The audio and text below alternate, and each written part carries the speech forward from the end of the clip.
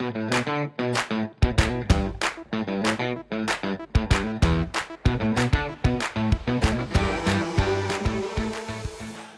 is going on, Marlboro Softball? And welcome back to another episode of the Marlboro Softball Podcast. Fellas,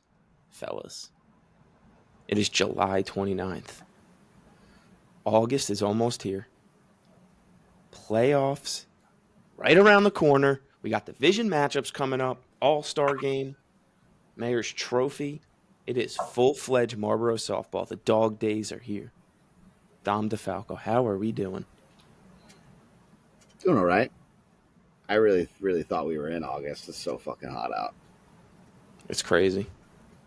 You're doing this outside too, so look out for in a half hour, Dom's shirt's going to be a completely different color. Really bringing the name to Hot Cross Buns. I was going to do this in the pool, but I decided to just go pantless outside instead. All right. Hope he doesn't stand up on accident, because that would be a sight. What's up, Bush? What's going on? Glad to be back. Almost got the band back together. Johnny Hemp not with us so far tonight. Maybe he'll make an appearance later. Johnny Hemp out making the big bucks, entertaining clients. Got to respect the man with the hustle. Hopefully we'll have the boys back in town. But for now, we got us three. We got some special guests coming up later. Special guests. We got Scooty coming to talk Mayor's Trophy. Wow. Very excited. Scooty. I'm pumped to talk to Scooty. I feel like, and we can get into it, our second guest is Benedict Arnold himself, Phil Saglietto, who we'll get into all that. But I feel like there's some... Right for Scooty. Nice. That's when perfect timing. That's when I'll hit right in.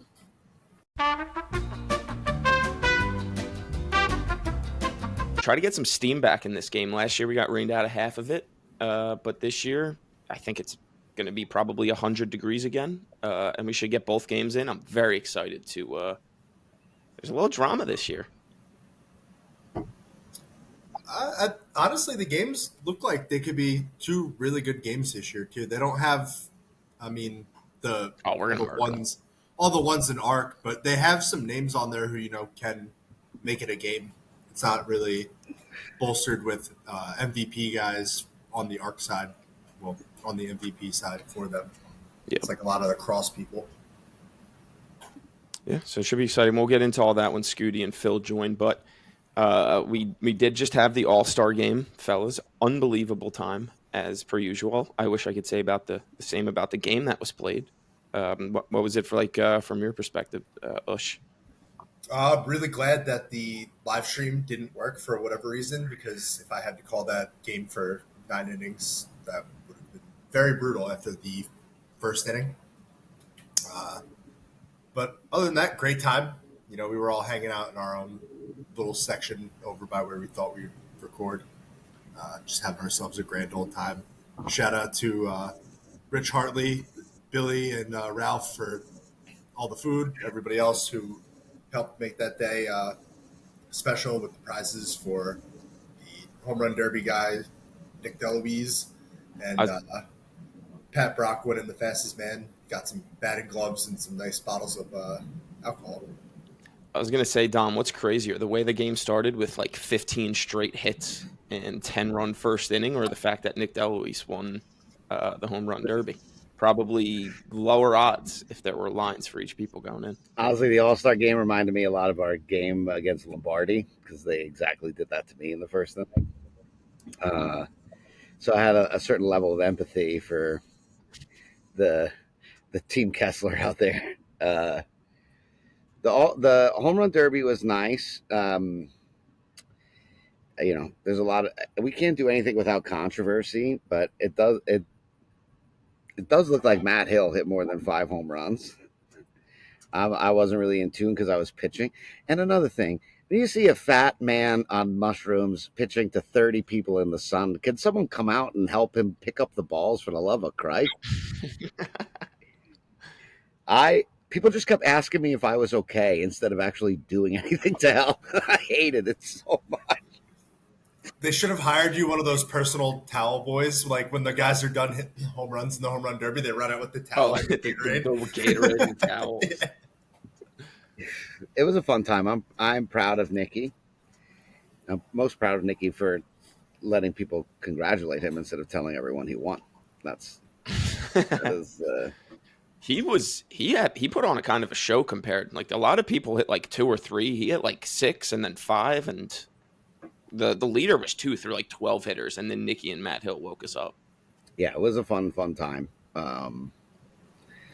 I think I think to give Matt Hill a run for his money is impressive by itself. Yep. Swinging, Especially how easy he won like 2 years ago or whenever that was. I mean, his swing is just. I could see why Baiko gets annoyed at him. Forever making out. Yes. Yeah. It's fair. Good job, Nikki. I could definitely use a pair of batting gloves, guys. Either one of you two that won them, happy to take them off your hands. What do we make of the fastest man? Is it like I feel like it's a weird competition. Like I'm happy they're doing something else, but like it's kind of. I like it because you got to is. run around the bases at the right angle. It's like not just running in a straight line. I would like to see almost like a throw home to like a bucket. Maybe you're taking 5 swings. You kind of value where the swing goes in different ways, and then you do fastest man, and then you give like a cumulative score. That would be fun. That's something like you, Marty, maybe Cole, like some of these, like there's nothing for you to win or lose by running in that, right? Either you're the fastest guy in the league that everyone assumes, or someone beats you and you look like a buffoon a little bit. Like there's no positive to it. But if you had like an all-around skills competition, I think it'd be a lot of fun. It would kind of entice. That would be fun. Yeah, and then a little bit more to it. But I mean, the league is good at this stuff. They kind of learn and grow and kind of change. Maybe in the more insignificant ways, but it's still fun. Yeah, I think it'd be cool to see like you put up like 5 flags in the outfield and like closest to the pin or something like that, or like a little bocce ball action. Have 2 guys go head to head on hitting balls to a flag. It's kind of like fungo golf a little bit. There you go. I think it'd be fun. Speaking of fun, Frank Ermel had some fun at your dispense on Facebook. That was a funny post. Fatletic is back. Fatletic is back. We got the logo in the works. I'm going to send it to you before this podcast is over, and we'll put it up. I was about to show the one you put up. You texted me earlier. Oh no, I got a better mock-up being made right. All right, well hold on. We'll toss it in right here. I've had the dream of Fathletic for a long time. My fathleticism has been a cornerstone of my personality. So, cheers, Frank. Other events, we got the golf outing coming up 8/1, so Thursday, probably tomorrow if you're listening to this. Maybe it's today. Maybe you're listening to this at the golf outing. I hope you're having a good round. Anything, Dom, you want to mention that you didn't last week? Yeah. If anyone wants to know all the raffles and shit, check out last week's episode. I forgot the most important thing last week, actually, because I'm a buffoon sometimes. It's Billy Allen's birthday as well. So make sure when you see the lad out on the course, it's not just Santa Gate's birthday. It's Billy Allen's birthday, too. So give these guys some love. Maybe a little noogie. August 1st, a great birthday for backside power guys. Or just power bottoms in general. Sure. Sure. What other events? We have our tournament coming up, 8/10. We'll be doing a draft, I think, Sunday. We'll get into that at the end of the podcast. Yeah. The podcast Invitational, we're calling it. 2:30 at Union Hill Ripe. It's going to be 3 games. Come hang out, watch some softball, have some fun, shoot the shit, all that good stuff. Free softball is good softball. Come try and win some cool prizes that we'll be raffling off as well.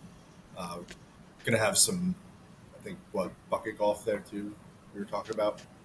Yeah, I think that's a plan. Bunch of fun stuff. Dom, do you want to get into the raffle stuff now, save it for the end, or just mention what people could win? I got a whole spiel at the end. All right.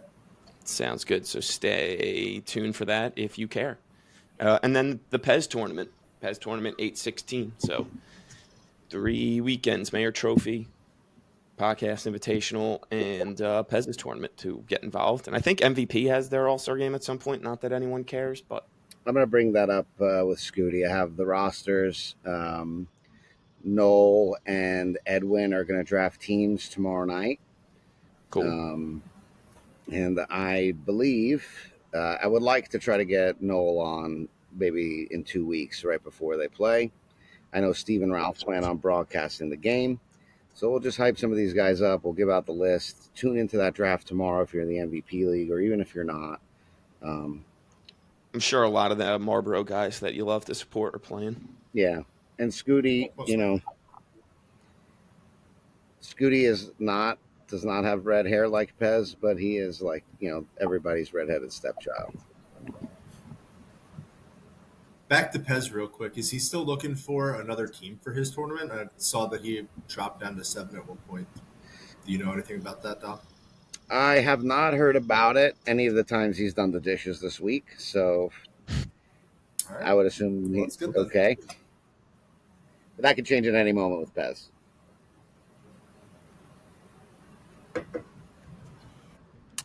All right. Anything else we wanted to talk about in housekeeping, or should we jump into this most recent slate? A very boring slate of softball. You have all this. I would agree. We have all the scores up. Are they on the website somewhere? Yeah, I'll put them here. I have them on the website, but I'll put them here for you, bud. I guess let's just go in order. Let's start with maybe the most shocking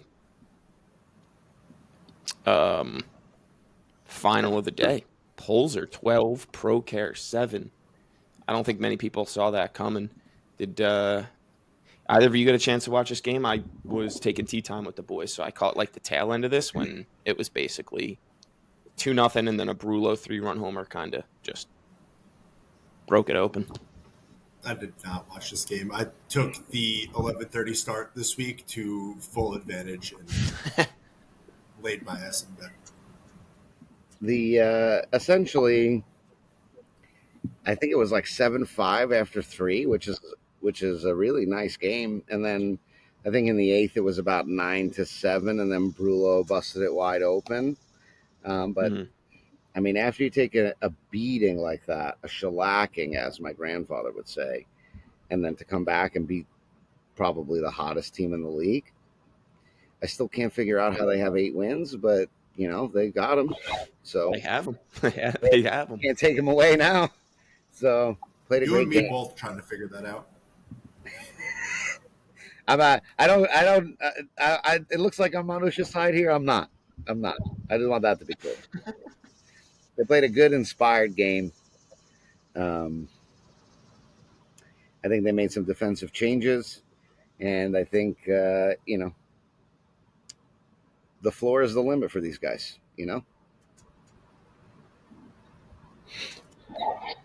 If they give up 10 runs, they lose a game. I was just looking at it. They're 6-1 when they give up 10 runs. They're 1-6. Sorry, when they give up 10 runs, they've won one of those games. Yeah, I mean, 10 runs is a very magical number.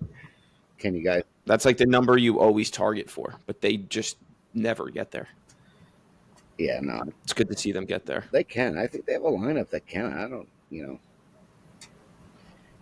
see it. I thought this team's issue was going to be defensively, but it's not all of it. Necessarily. I mean, you've seen it a little from both sides. Yes. I guess ball for them or field, whatever you want to call it. It's like they don't get both of them at the same time. Yeah. They're either inept defensively and they're hitting, or they're not hitting, or it's a mess. That Wednesday night loss was more so because of their defense and just like they weren't paying attention, they weren't locked in that day, and then at that point, your offense is just not going to follow. Yeah, they got bodied in the first, killed their vibes, and and it's tough to come back, especially if you're a team like you said that's not going to hit. No Piccarello in this game, and the very, very hurt Jeffrey Goldrosen, but you got to win the game, and they did. Yeah. No, you take it and you go. And I think if you're Carroll, you're kind of just like, crap happens. Move on. Yeah. All around emotional day for Tom. So losing is sometimes it feels nice to lose. Just get to beat yourself up a little bit emotionally. Fair enough. It's a good day. It's a good day to lose when the day is not going to be great anyway. So. Sure, and we can leave it at that. 12 would say. Sure. We'll move on to game 2. 12 was the magical number at swim. Kessler 12, Klaczynski 5.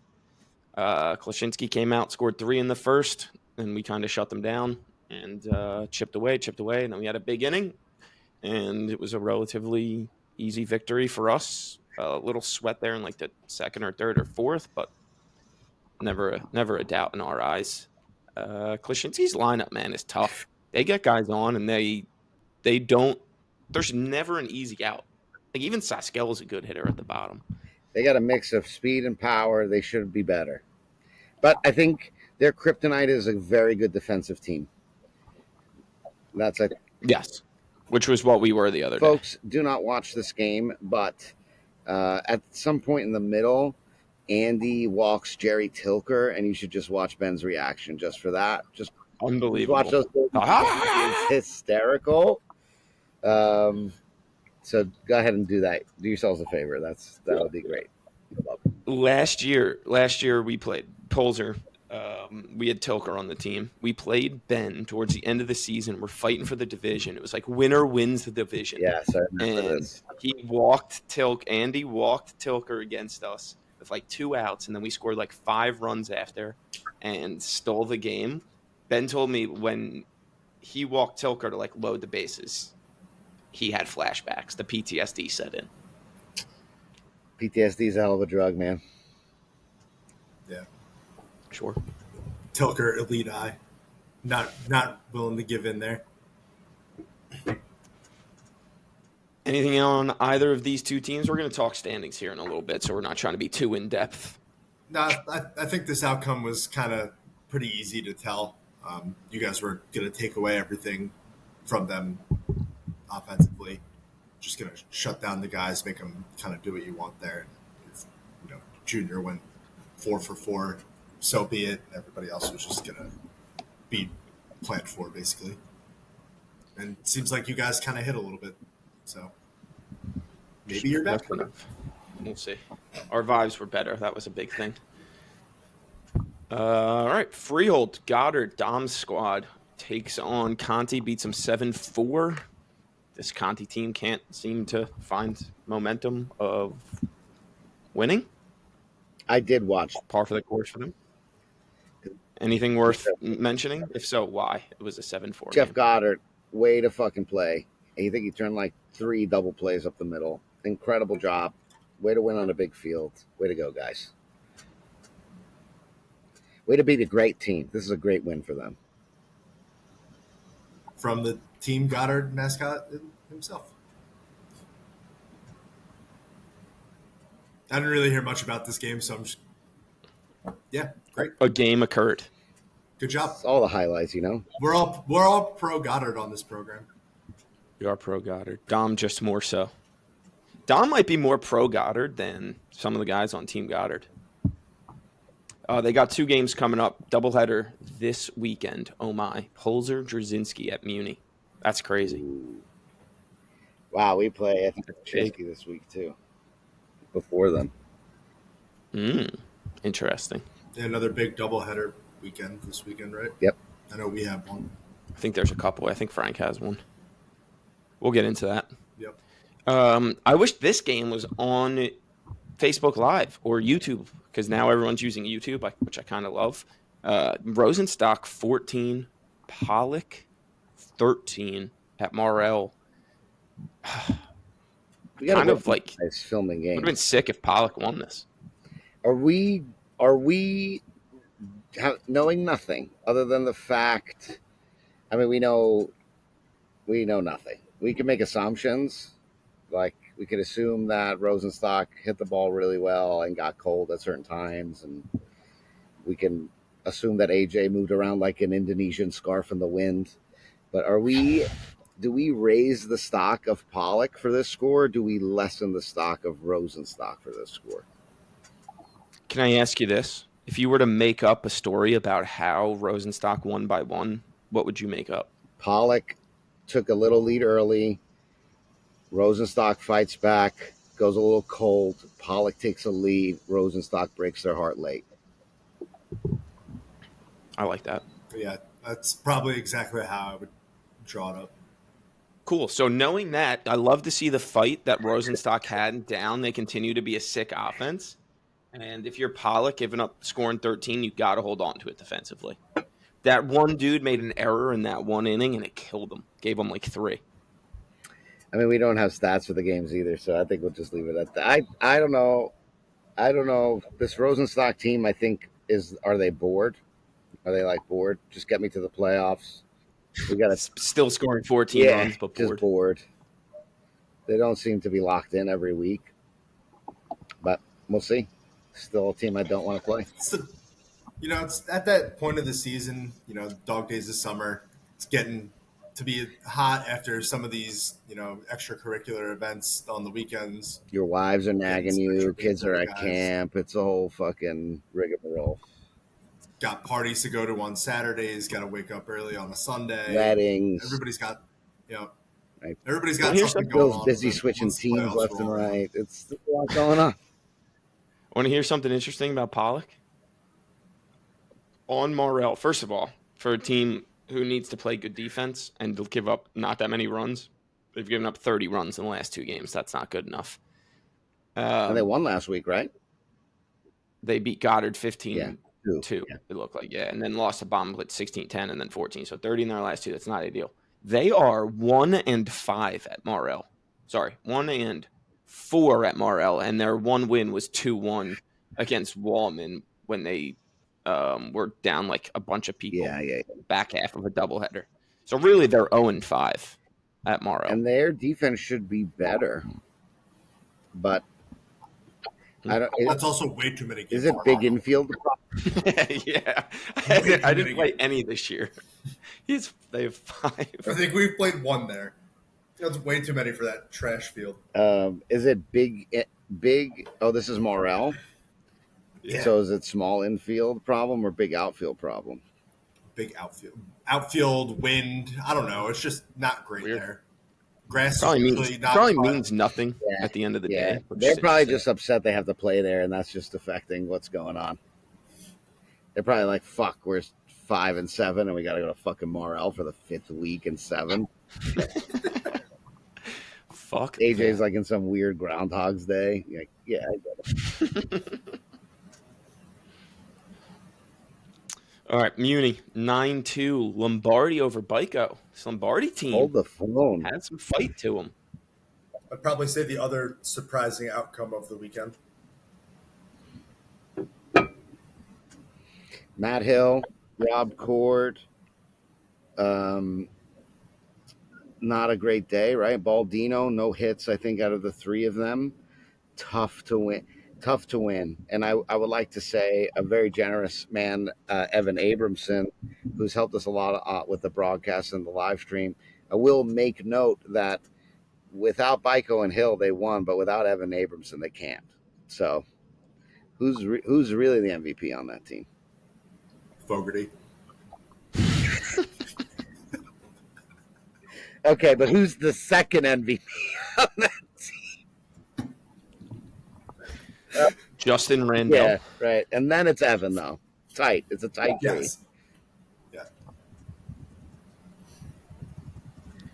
Yeah, Lombardi maybe heating up a little bit. We'll see. I think, maybe they are better than what they were. We'll see this upcoming week, I guess. I mean, lost a heartbreaker to Conti on the Wednesday. Would have liked to see them, maybe beat Conti in that game.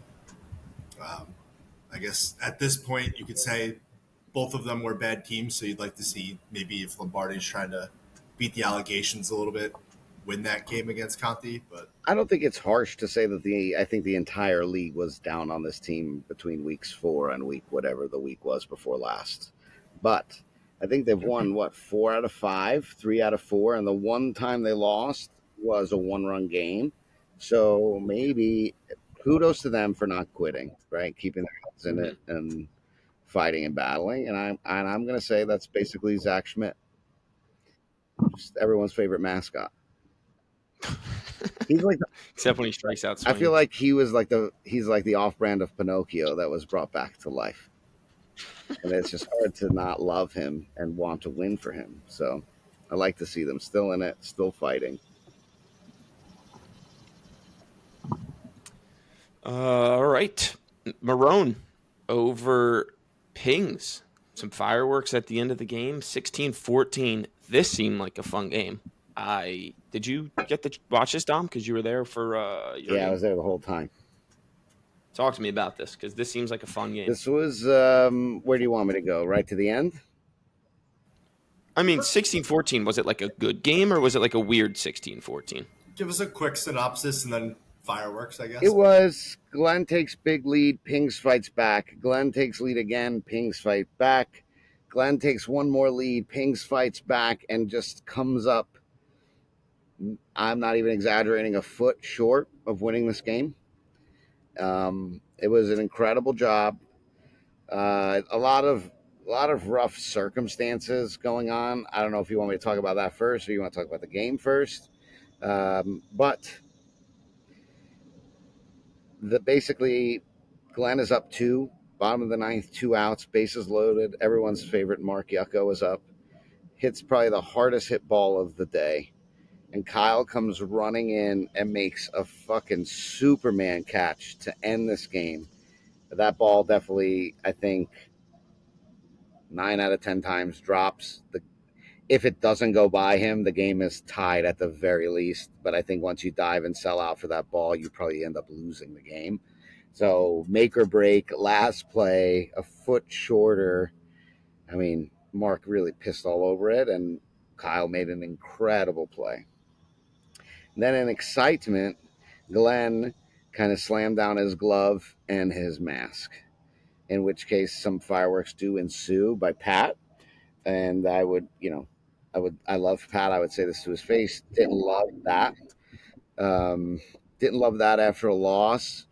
Um, Glenn is an instigator, and I'm still very shocked. Like I've been in the league for a year and a half, and I already know he is Woody Woodpecker, and I still find it crazy that he gets under some people's skins, but he still does. So it's hard, dude. It's hard when you have a tough, hard fought loss, and Glenn is just fucking Yeah.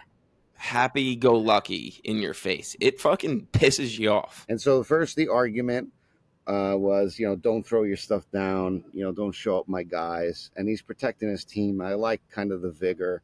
And then there's another issue, I think, bubbling. I hear Pez talking about it a lot.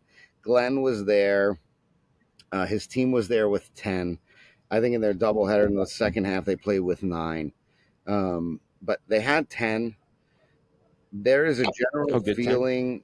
They didn't have Klecko, but it wasn't a terrible 10. But Klecko's hitting 620. He's an absolute monster. Right. And one of their 2 good infielders. Yeah, and they're, the other, I think Solano Sr. was out, and maybe Lance Rosenthal. So I wouldn't say your worst 10, not your best 10, but a good 10 to have, especially when you have, Ryan Amato in your lineup for sure, and you still have Kyle there, and you still have Jeremy Levine and good bats. And I think on that field, it's a little bit conducive to a higher scoring game. And the I think prevailing feeling from a lot of people is if you do play a team with 10, regardless if they're good or bad or there's a penalty that ensues, you should probably never bat less than 2 people. So if someone shows up with 13, you should probably have to bat at 11 just to be. And so, I mean, Pat was annoyed. What he was yelling about was, you came here with 10. You came last week with 10, right, against Goldfarb. They had 10. Mm-hmm. I don't think Glenn is being mendacious or anything like that. I don't know if he's going in and assuming that people beforehand are not going to miss a lot of games, or they are, and he wants to draft them. It would take a lot. I think it would take a level of That's like sociopath behavior. And I don't think Glenn is smart enough. I just don't think he cares enough to. Like that, if that's a level, you're right, of sociopathy that I don't know if Glenn at 67, retired and playing softball 18 times a week in 7 days somehow, is doing. So like I said, I didn't find Glenn to be, but it does get frustrating for people. Sometimes we get frustrated, and if you're kind of at the bottom of games missed and you're showing up with 13 a lot and you're kind of coming across 10, and then another part is like kind of feeling unlucky, right? Bico and Matt Hill miss a game.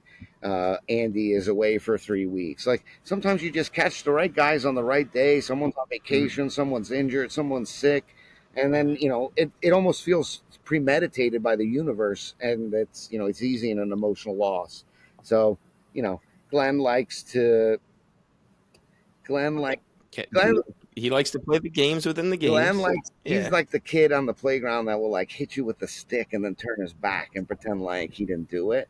And then when he's confronted about hitting you with the stick, he pretends like he's never held a stick before. But I don't think it's not the best for Pat, but I understand the emotion. I don't think he crossed any lines though. Like, do you want to see people? No, we're grown adult men. We're going to yell a little bit. It's not like he wasn't disrespecting him. He wasn't, Maybe just chirp him from the sideline and not charge him. But I guess he's already going out there to shake hands. Yes, and I think it also probably might have looked worse than it is. Yeah, and I think it's one thing if he had started calling Glenn a cheater or a liar or anything like that. He didn't, and so it's like again, you're not being personally defamatory, then guys are going to yell a little bit, and that's okay. And I want to give props to Mike Walker. I know it was a rough 3 games. It's really hard, just as a non sequitur here. It's hard when you have 3 board members watching you ump. Those are your bosses, and it's even harder when those guys are wearing jerseys of a team that's playing in the game. And so now your bosses are watching you work, and you can say, "Oh, that's not pressure." And I'm not saying that they're trying to put pressure, but like everyone, even me, I remember last year Ryan Amato got thrown out of a game almost got thrown out of a game he was watching because you see things go on and you. That was at Union Hill left. He was chirping real loud. Yeah, and you want to see things calls are bad or and it's just hard. So I think well, especially with the new rule they implemented this week too for the umps. Yes, and I think not to say that give them more responsibility. It's a free, open, public park. You want to sit and cheer on your friends and stuff, but I think you have to be a little bit more mindful. That's technically your employee, even if you're not trying to put it. I'm not saying it's premeditated pressure they're putting on. I'm just saying I noticed it, and I think Mike Walker feels it. He'd never say it, and he didn't say it to me. I don't know if, he would, like any good, I think Mike is a great umpire, and like any good person and good employee is just going to lunge pail it out and do the best they can. But it's hard. I mean, if you went into work tomorrow, Martin, and your boss sat behind you the entire time, you would probably do things a little bit differently or feel a little bit differently, no matter how good you are at your job. I mean, there's a reason why George Steinbrenner. I would text about softball significantly less. Yeah, right, exactly. So that's just my, just how it looks optically. If anyone cares, they probably don't. But they probably don't. I thought that was an interesting new wrinkle that the umpires were emphasizing this week. If you say something, if you threaten somebody, you're tossed immediately, and if they don't know who said it, your captain's tossed. Yeah, well, I got like whoever, even you and that person are tossed, even if they saw them or not. It's which fair. Sorry. Finally putting an emphasis on it. It's just more for the umpires. Like now they have to worry about 26 more things, but that's neither here nor there. Glenn won a softball game. Yes. I don't know how I feel about that rule, but we don't need to really get too much into it because I just have a feeling somebody's going to say something. It's not going to be directed towards the ump. They're going to hear it. Somebody's going to get tossed for something. Kind of almost like last year when Zach Schmidt got thrown out, when he was just kind of like yelling at himself and Fogarty heard him and tossed him. I mean, if we're being completely honest, it shouldn't have to be something that is emphasized. If you physically fucking threaten someone, you should be tossed. That shouldn't have to be something they emphasize.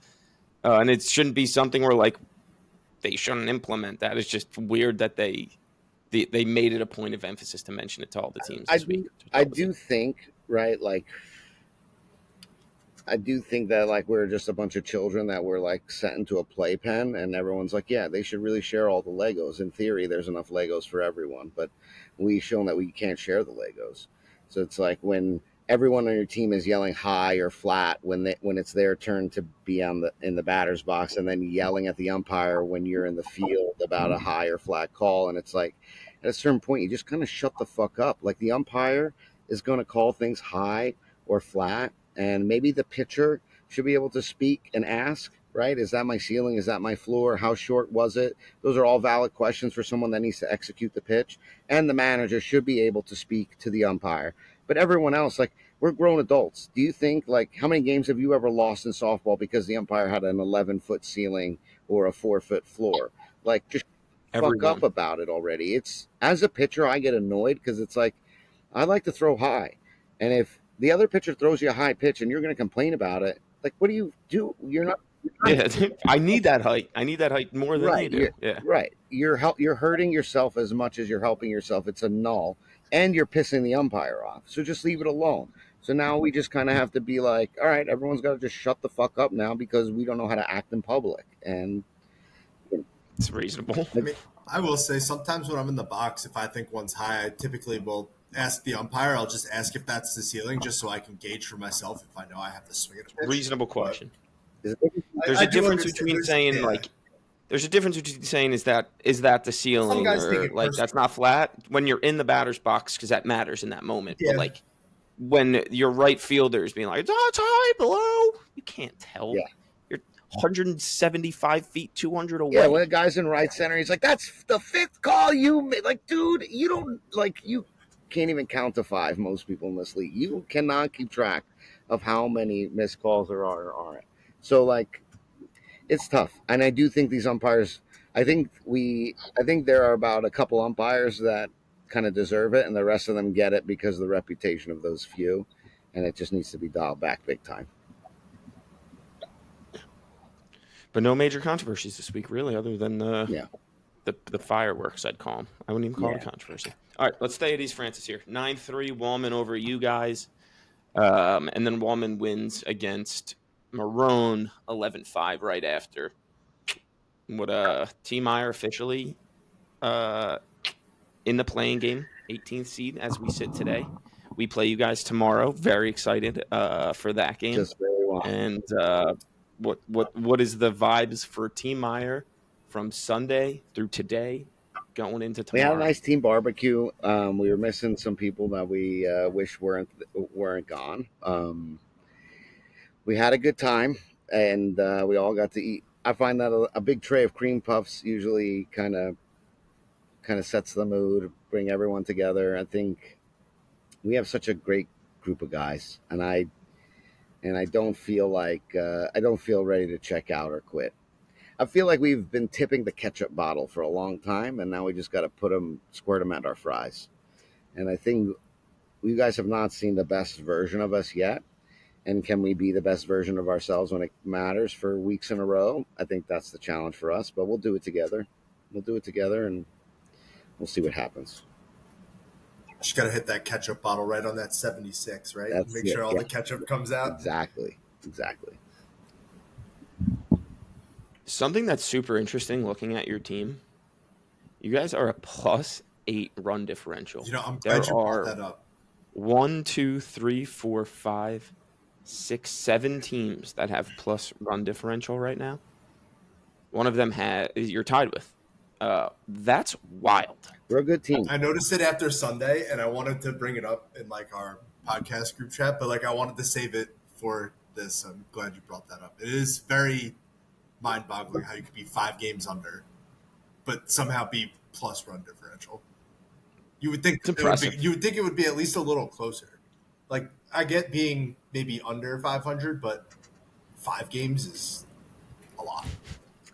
We're a better team than we've been. Very unlucky. It's hard, just shut the fuck up about it. I don't come on here every week and say we've been unlucky. I come on here and say we need to be better.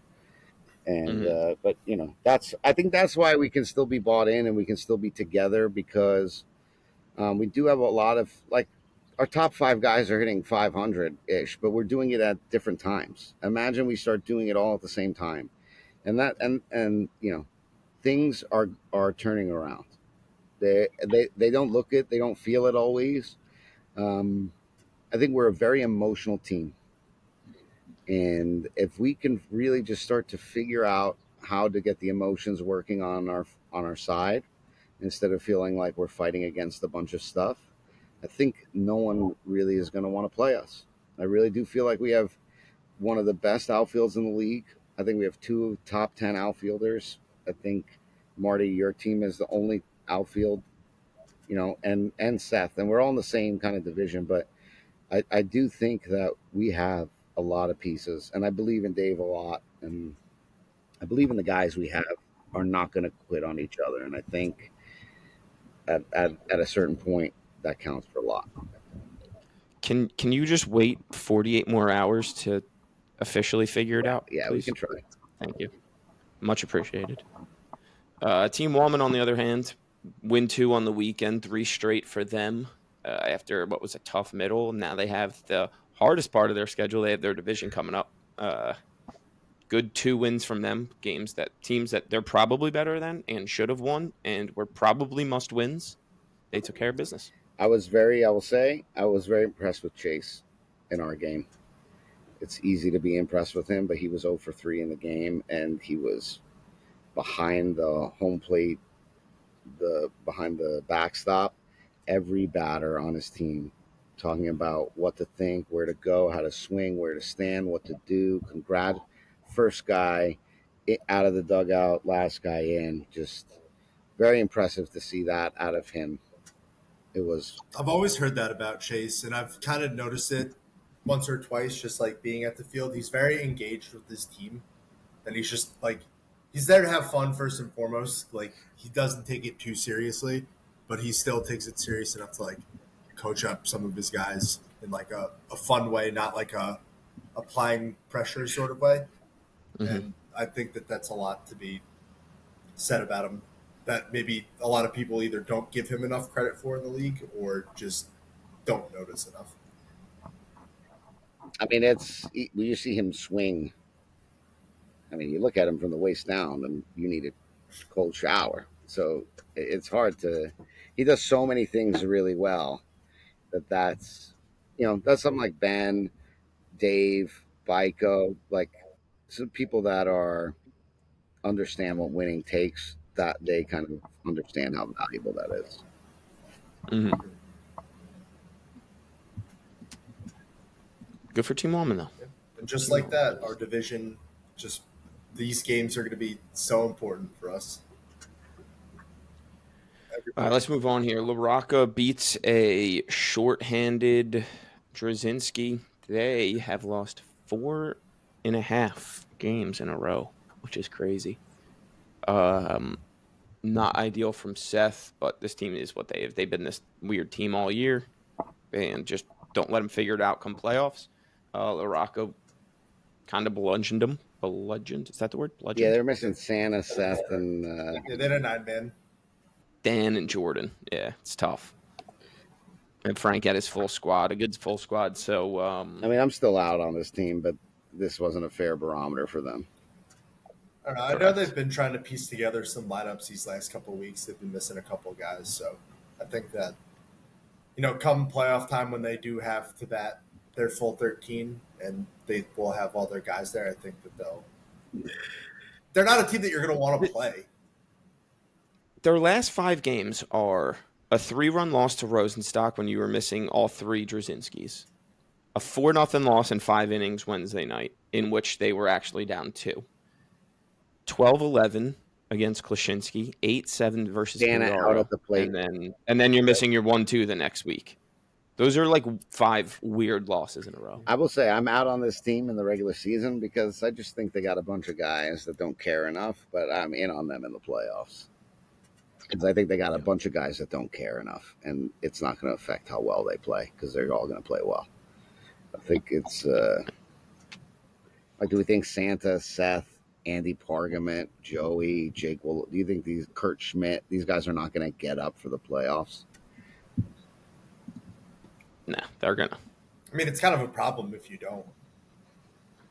I mean, JR is the X factor to me because sometimes I look at JR and looks like an MVP, and sometimes it looks like he woke up and God gave him 2 new arms that he never used before, and he play softball with them.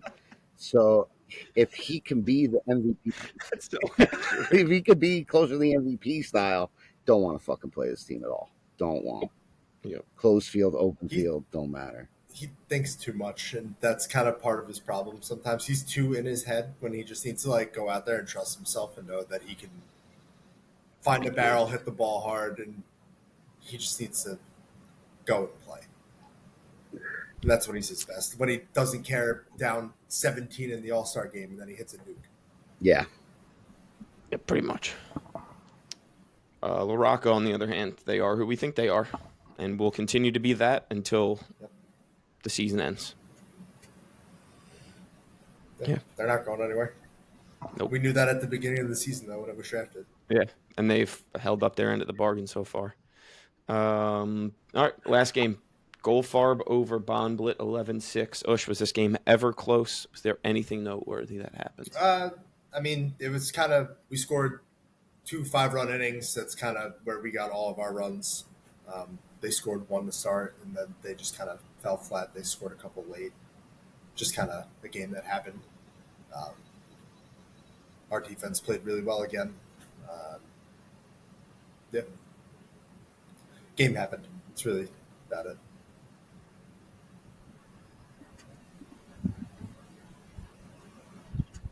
Sounds good. That's the slate. Let's take a look at the standings and see what we got, because it is now playoff week. We don't have I don't have the lines yet from Vegas, so I'm not sure if we truly want to preview all of the games or if we kind of just want to take a look at the standings and talk about what matters here coming up in round 2 through the division. Electric Boogaloo. What's the? Are we supposed to see it on your screen? Yeah, I'm pulling it up now. Okay, cool. No, you're good. Let's start. I guess let's start here in the most interesting division, because the other two are not. The Central Division is still very much up for grabs when it comes to who's going to win it. Whether it's going to be Goldfarb, LaRocca, half a game difference. I wonder if you guys are playing for the division at some point this. I mean, we play at the end of the season. I'm pretty sure it's either the last game or second to last game that we have. So Sunday, August 24th, 11:30, Union Hill, right? For wow. the and you know, Doug, if it comes down to that, he's going to try and get it flexed somehow, be a night game. I could see that happening. I'm just letting you know now, if that game gets flexed, because I have the night game, I will not be able to play in that day game. So if you do the wrong thing now, Doug, then it's I'm okay with that. You can rest up. It won't reflect on you. Why? You don't want to see me and Ryan play Sunday night and then again Wednesday night? No, I don't. Why? Thanks for the offer, but come on. That's you guys have the night game to end the season? I didn't even know that. We have the night game. The night games would be over by then. I mean, what are the chances that Ryan isn't habilimented in one of those games? So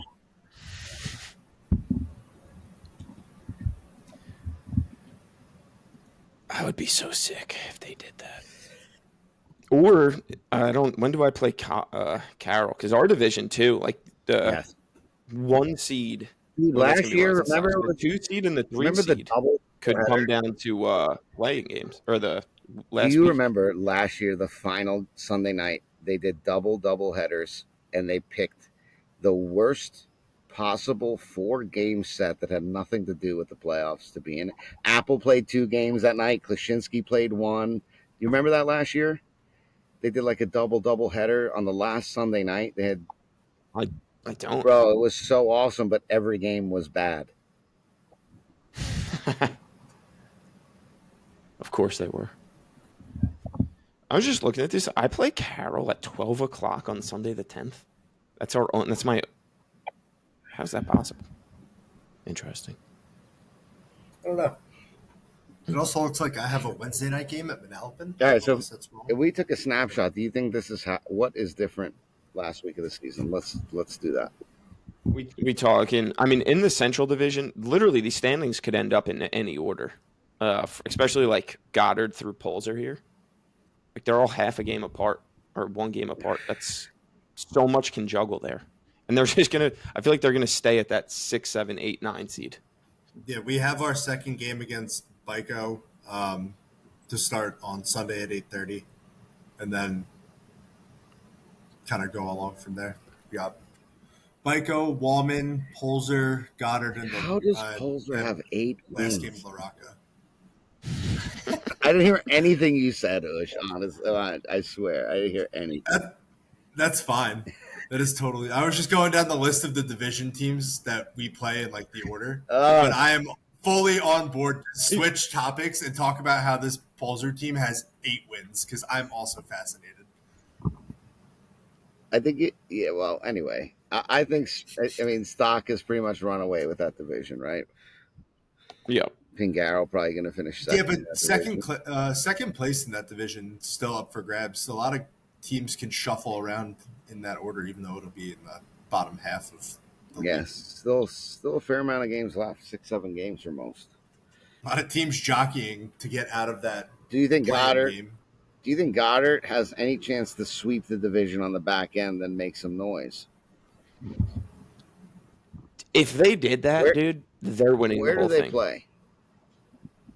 Let me look. I know we played them on Union Hill, I think. Let's see. Muni, Polzer, Jashinsky. That's tough. Then Union Hill left, right. LaRocca, Goldfarb, Byko. All great games. Wow. And then Wallman at Manalapan, they can win that game. Well, Union Hill left will be somewhere else, but maybe 6 weeks coming up soon. Now it's probably like week 3.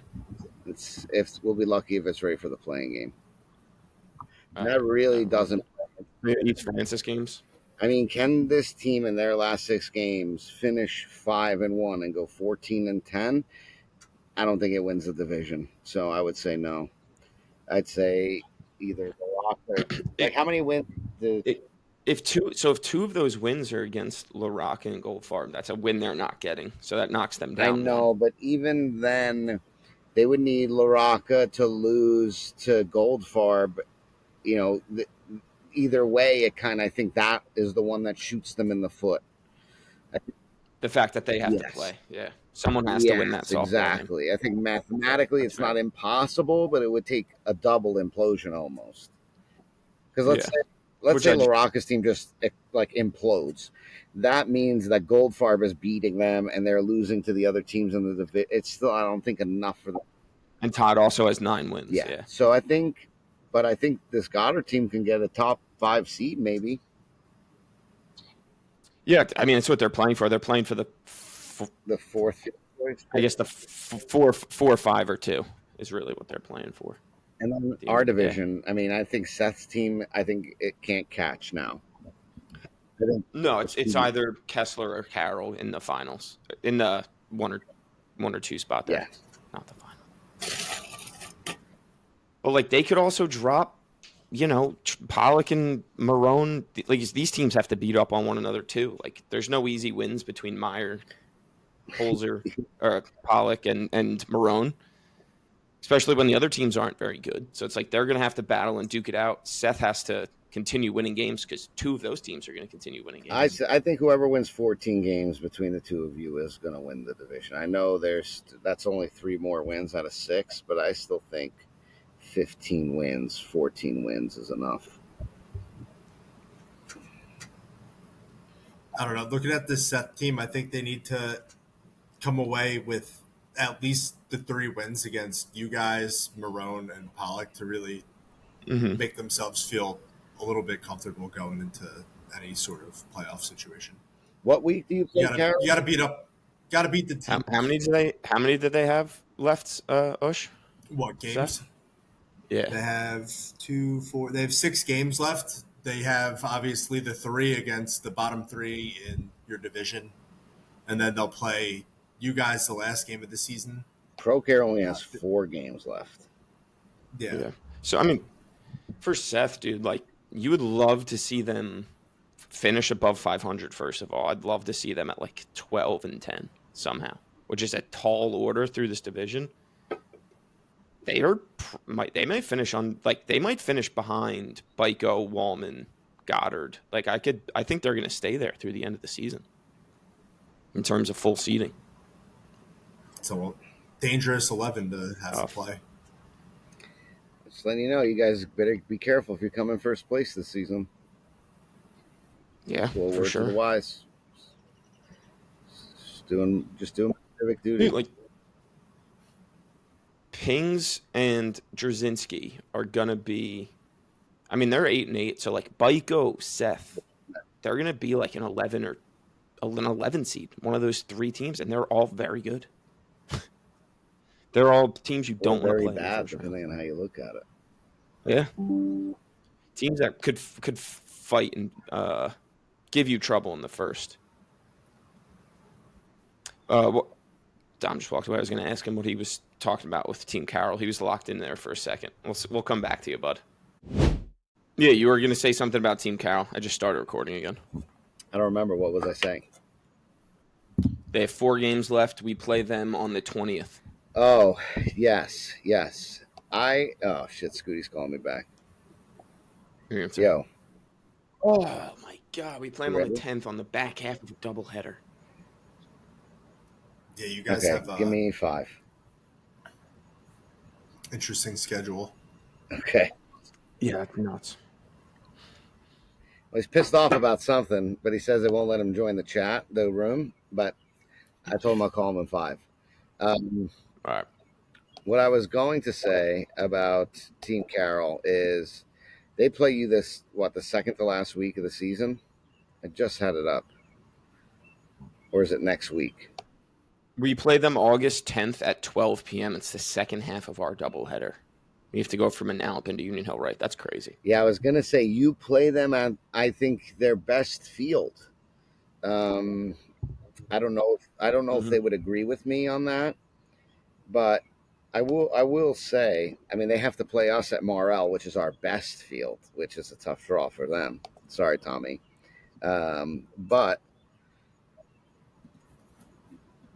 I don't know, like Marone at Swim, they should win them and Pollock. It's going to be interesting because I think them only having 4 games is going to play into a huge benefit for them because there no more double headers in this heat. It's 100 fucking degrees, like Jeffrey is banged up a little bit, so he gets to rest, and they've got their 11 wins. They should get to 13, and if they get to 14, then they've made you sweat because now you need to have 15. So Right. I think having less games now is actually, good thing. That's what I was going to tangent upon for them. Yeah, I mean, because they have such little games left and they play Marone, Meyer, Pollock, 3 teams, they're better than 3-1. Lucky get lucky. I feel like if they beat us, they kind of just like that's their golden ticket to the division is that Sunday afternoon game. Yeah, it's going to be a very big game. Yeah, that's that's crazy because we have to obviously run through our whole division starting tomorrow. Yeah. Meyer, Pollock, Polzer, and Carroll, Marone, Jasinski. So 4. I don't know if we have, and I know it's all random the way the divisions were pulled. I don't think we have the best division per se because of the top heaviness of Bush's division. What I will say is that all the teams in our division, sans Marone, are basically the same, and like inherently makes them all really tough. Tom's team on the fringe, I think their defense is still not as good as it's going to be, but they're all like we've set the run differential in the division -7, 13, -13, -14, +8. No other division has that many teams in single digits. Yeah, I think we're all a mirror of each other. Wow. Scoot. Did let me go. All right. What's up, boys? What's up, bud? Pablo Sanchez. I want to put my name Scott for. Mayor's Trophy, big weekend. What's up there? What's up? Yeah, listen, listen, what a day to have this podcast, too. Breaking news. I thought I had a big breaking, thing. Who's going to umpire, but not with the Phil. We'll get into this, Phil. I've been hearing about this story Dom wants to tell real quick. We'll let him, and then we can let it go. What happens? Scooty shows up in like the 5th or 6th inning last night. Very late. And he's there for maybe 3 minutes. And he sits down next to me and Santa Gate, and he goes, I knew you guys would be here. He's like, I just want to come here one night, not get bothered, just watch the game, hang out with my friends. As soon as he sits down, you couldn't even written this better. Some guy comes around the backstop and just starts yelling at Scooty, and Scooty goes, "I don't even know who the fuck you are." And me and Senegate are cracking up because we thought he in fact knew who he was and was just talking shit. We were laughing so hard. By the time we looked, Scooty was up and walking towards the guy. We were like, "Oh, he's serious." So it was wonderful, honestly. Who was it? Yes. Commissioner's job never fucking done. What was it? Naturally. Umpire problems. Naturally. I found out later at the other field, we had a manager ejected. So, yeah, great. He will be suspended for a game as of now, unless he appeals and it's looked into. But right now, he will be out a game. Yes. You don't do auto suspensions? Yeah, automatic suspension if you're thrown out of a game. We can make it more if necessary, but if the player or the manager appeal it, we could reduce it. We could take it away. We'll get a statement from the umpire. The umpire might say, hey, listen. Did you guys get it on recording? That holds weight too. So, but as of now, until he appeals it, he will not play the next game. Did you guys get it on recording? I know that a lot of your guys are starting to record games kind of like the Arc League does now, broadcasting them on the Facebook page. Yeah, you know what? They started to do it, and it just looks like an edited version is going around. Like the last straw is a guy leaving third early, and he didn't go back. And how could he see it? You know what? That was it. How much can a guy take? You start in as soon as you get there. You start complaining about ground rules. If you're an umpire at some point, it's like, you know what? Yeah. I don't know the guys in that league for the most part, but the guy that was complaining last night to you, every time his team went from defense to offense, he would stop and talk to the umpire like the entire warm-up period. And that's gotta get fucking what could you be talking? I don't even want to talk to my friends like that often. You just gotta let it go. You know what? It's gotten to the point where people just come down and enjoy playing softball, man. Get away from life for a couple of hours. Go play the game. After the game, have some drinks, hang out. Go to a bar, whatever the hell you want to do. To complain, you can do that at home. These what you're coming to the field to get away from. Home. I get yelled at home. Sure, I get yelled at enough at home. There's a woman chained. I don't even have a safe. There's a woman chained to my couch in the basement. I tried to make the exact point too earlier. Yeah, you know what? The sad part is getting to know you. I could see that. I thought I saw a head poking around the corner when we did the live stream. He went to Williamsburg today to just bring back a carload. Go right to the port. Go right to the port. Herd in the button basement. That's it. What are you even here for, Scooty? What the fuck? My God. Just to roast you, Dom. That's all he's here for. No, I love Dom. I'm not here to roast anybody. I'm here because of our, the annual Mayor's Trophy. So tell us, people that don't know anything about much. How did this start? How long has this been going on? So this year, I don't know if we're doing a charity event towards it. Usually we'll do that, a lot of times. So this started a long, long time ago, even before I was commissioner. Jerry Silverman, who was the old commissioner, thought it was a great idea. He played in the Arc League as well. And we started playing stuff like this and it was great. And then when I became commissioner, I actually stopped it. Because you hate fun? It was stopped for a couple of years because it just wouldn't have been competitive. I just felt we would have gotten our ass kicked completely. We weren't competitive. Guys weren't playing in both leagues. And then, once we started to be like almost a brother-sister league, I know you guys I don't know if you realize that, if we need replacements or you guys need replacements, I'll speak to Doug or Jomo or these guys or Ronnie Carlin now. It's true. I was just about to say that's how I've done it twice. Same type of thing. So it worked out. But then I felt, what? Ours was getting more competitive. It was getting better. Let's do it again. And since then, it's been great. I mean, moments that we beat the M1 team when they were ranked, when we beat beat them at Arc, and we lost the next game when Listen, people will say it's the farthest home run by Toronto. I don't think so. It was the fastest I ball think I've it's ever still seen. going. That game was Park. very, very chippy should too. see him That with his game was shirt very off. aggressive. Yeah.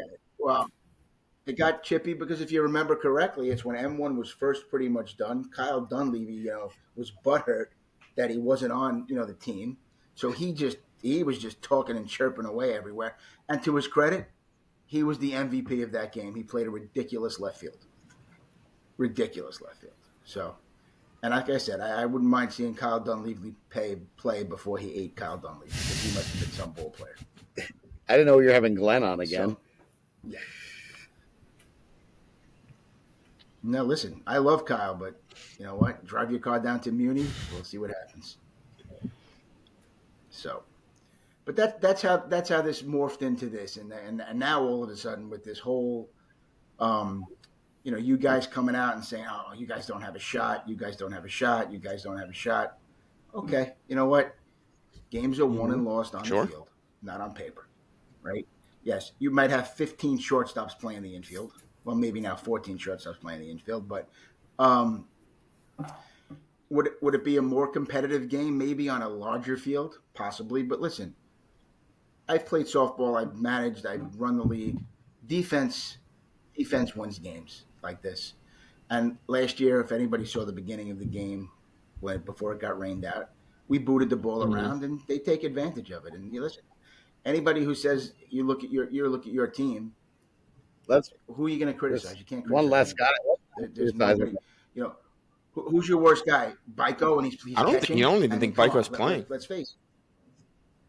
No, but I'm just saying. You look at it. Who is it? Our team, though. When you look at the guys in our team, we're not slouches. I go to war with these guys anytime. They're good players in your league as well. I was just trying to pull up your roster. But we have. That's what I was doing before. I was looking. I wasn't trying to be. There you go.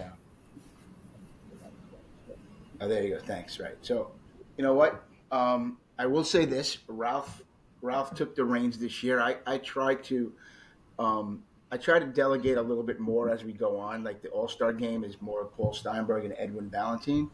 The Mayor's Trophy roster, we used to get together and go over it and debate and do this and do that. And just, life gets in the way sometimes. So Ralph did this for the most part. I did have a late addition. Correct me if I'm wrong. Don't mean to interrupt you, but is there not a name missing from this list? I need an update. Technically, two, because Justin Coloraco's name is. I don't think this is an updated list.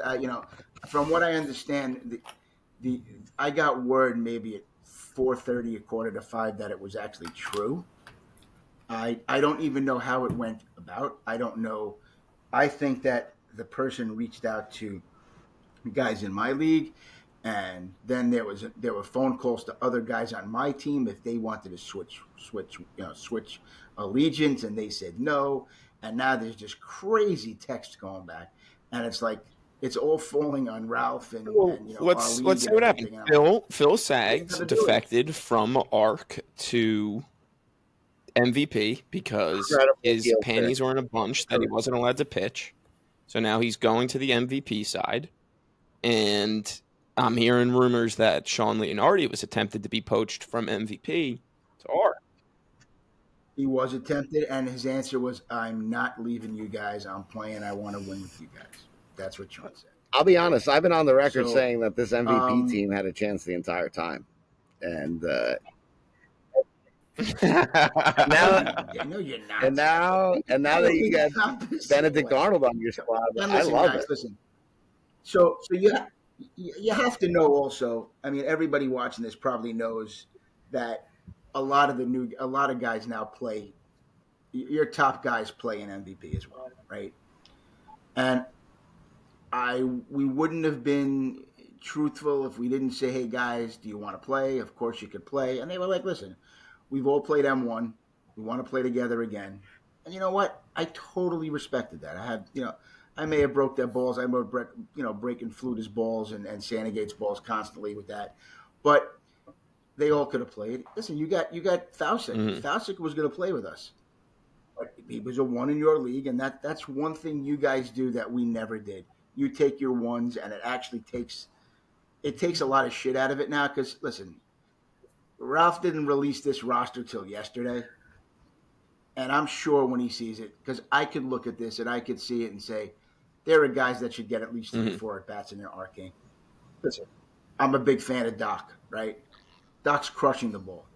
What he could have gotten some I mean, at it's bats in the game. I can go that 18 route. guys listening. I can look it up. So you know what?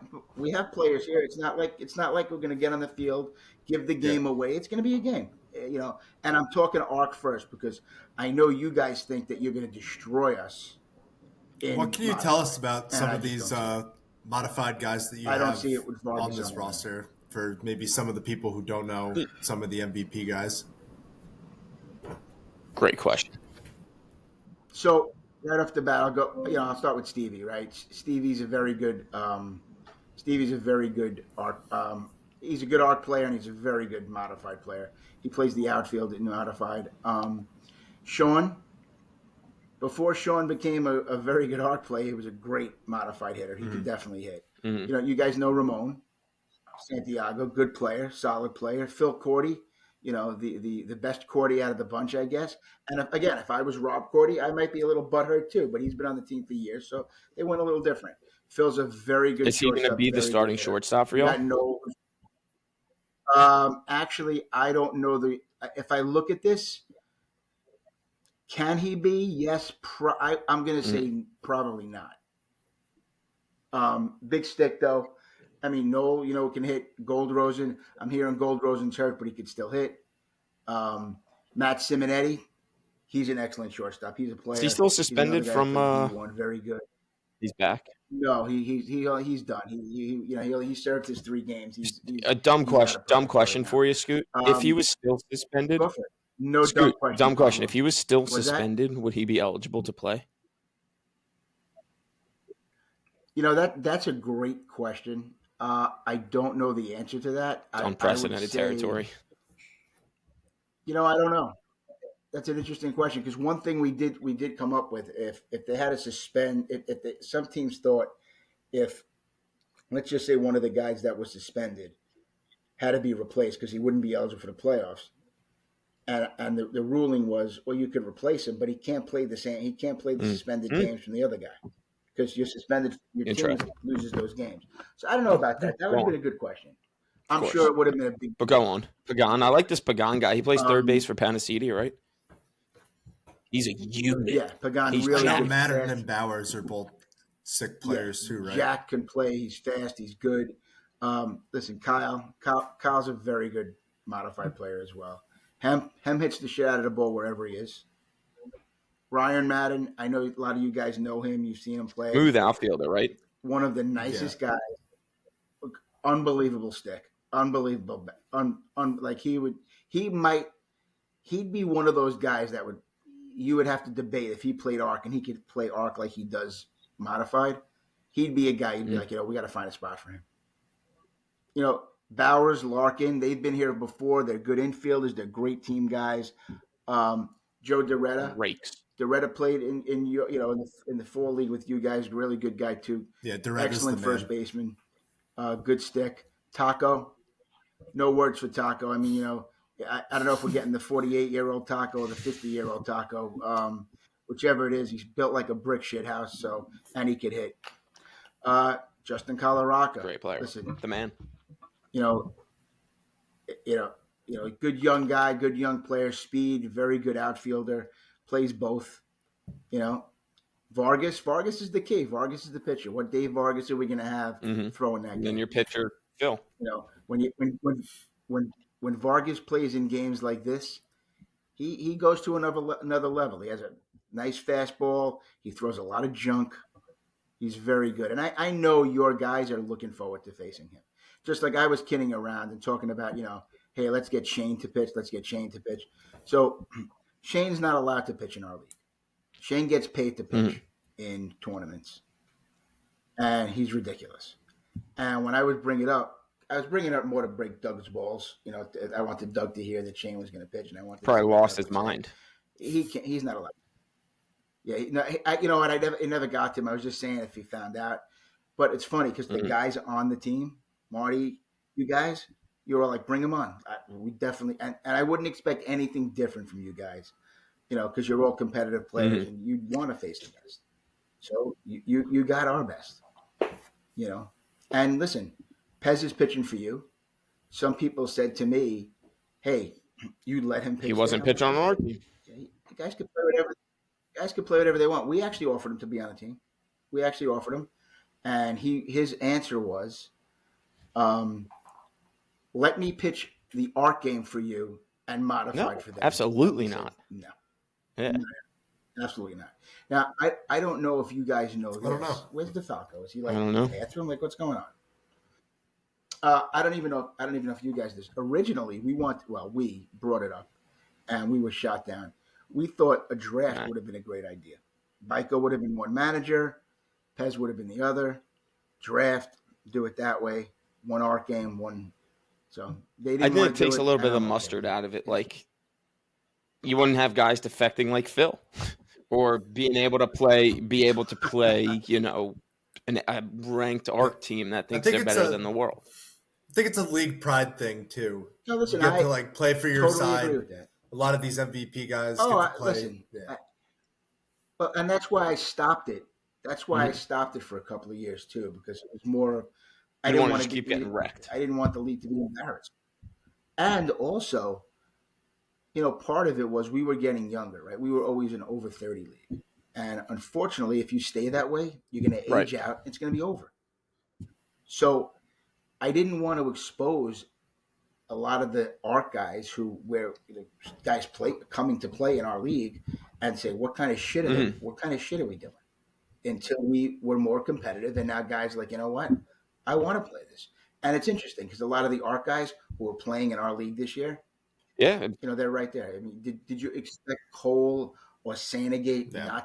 Yeah. No, not and to I play think like it's they cool. do? Like when you get to play this game, you find out that it actually is pretty fun, and that if you're able to do both, you can. And also think like the Pez tournament where it's like half modified, half art also helps with that too. Oh, that Yeah, was that so was a much good fun time. last year. That was so much. So see, and I said, Marty's played in all these games, and it's amazing when you're playing another team that can Mhm. go toe to toe with you with 10 players. It's so much.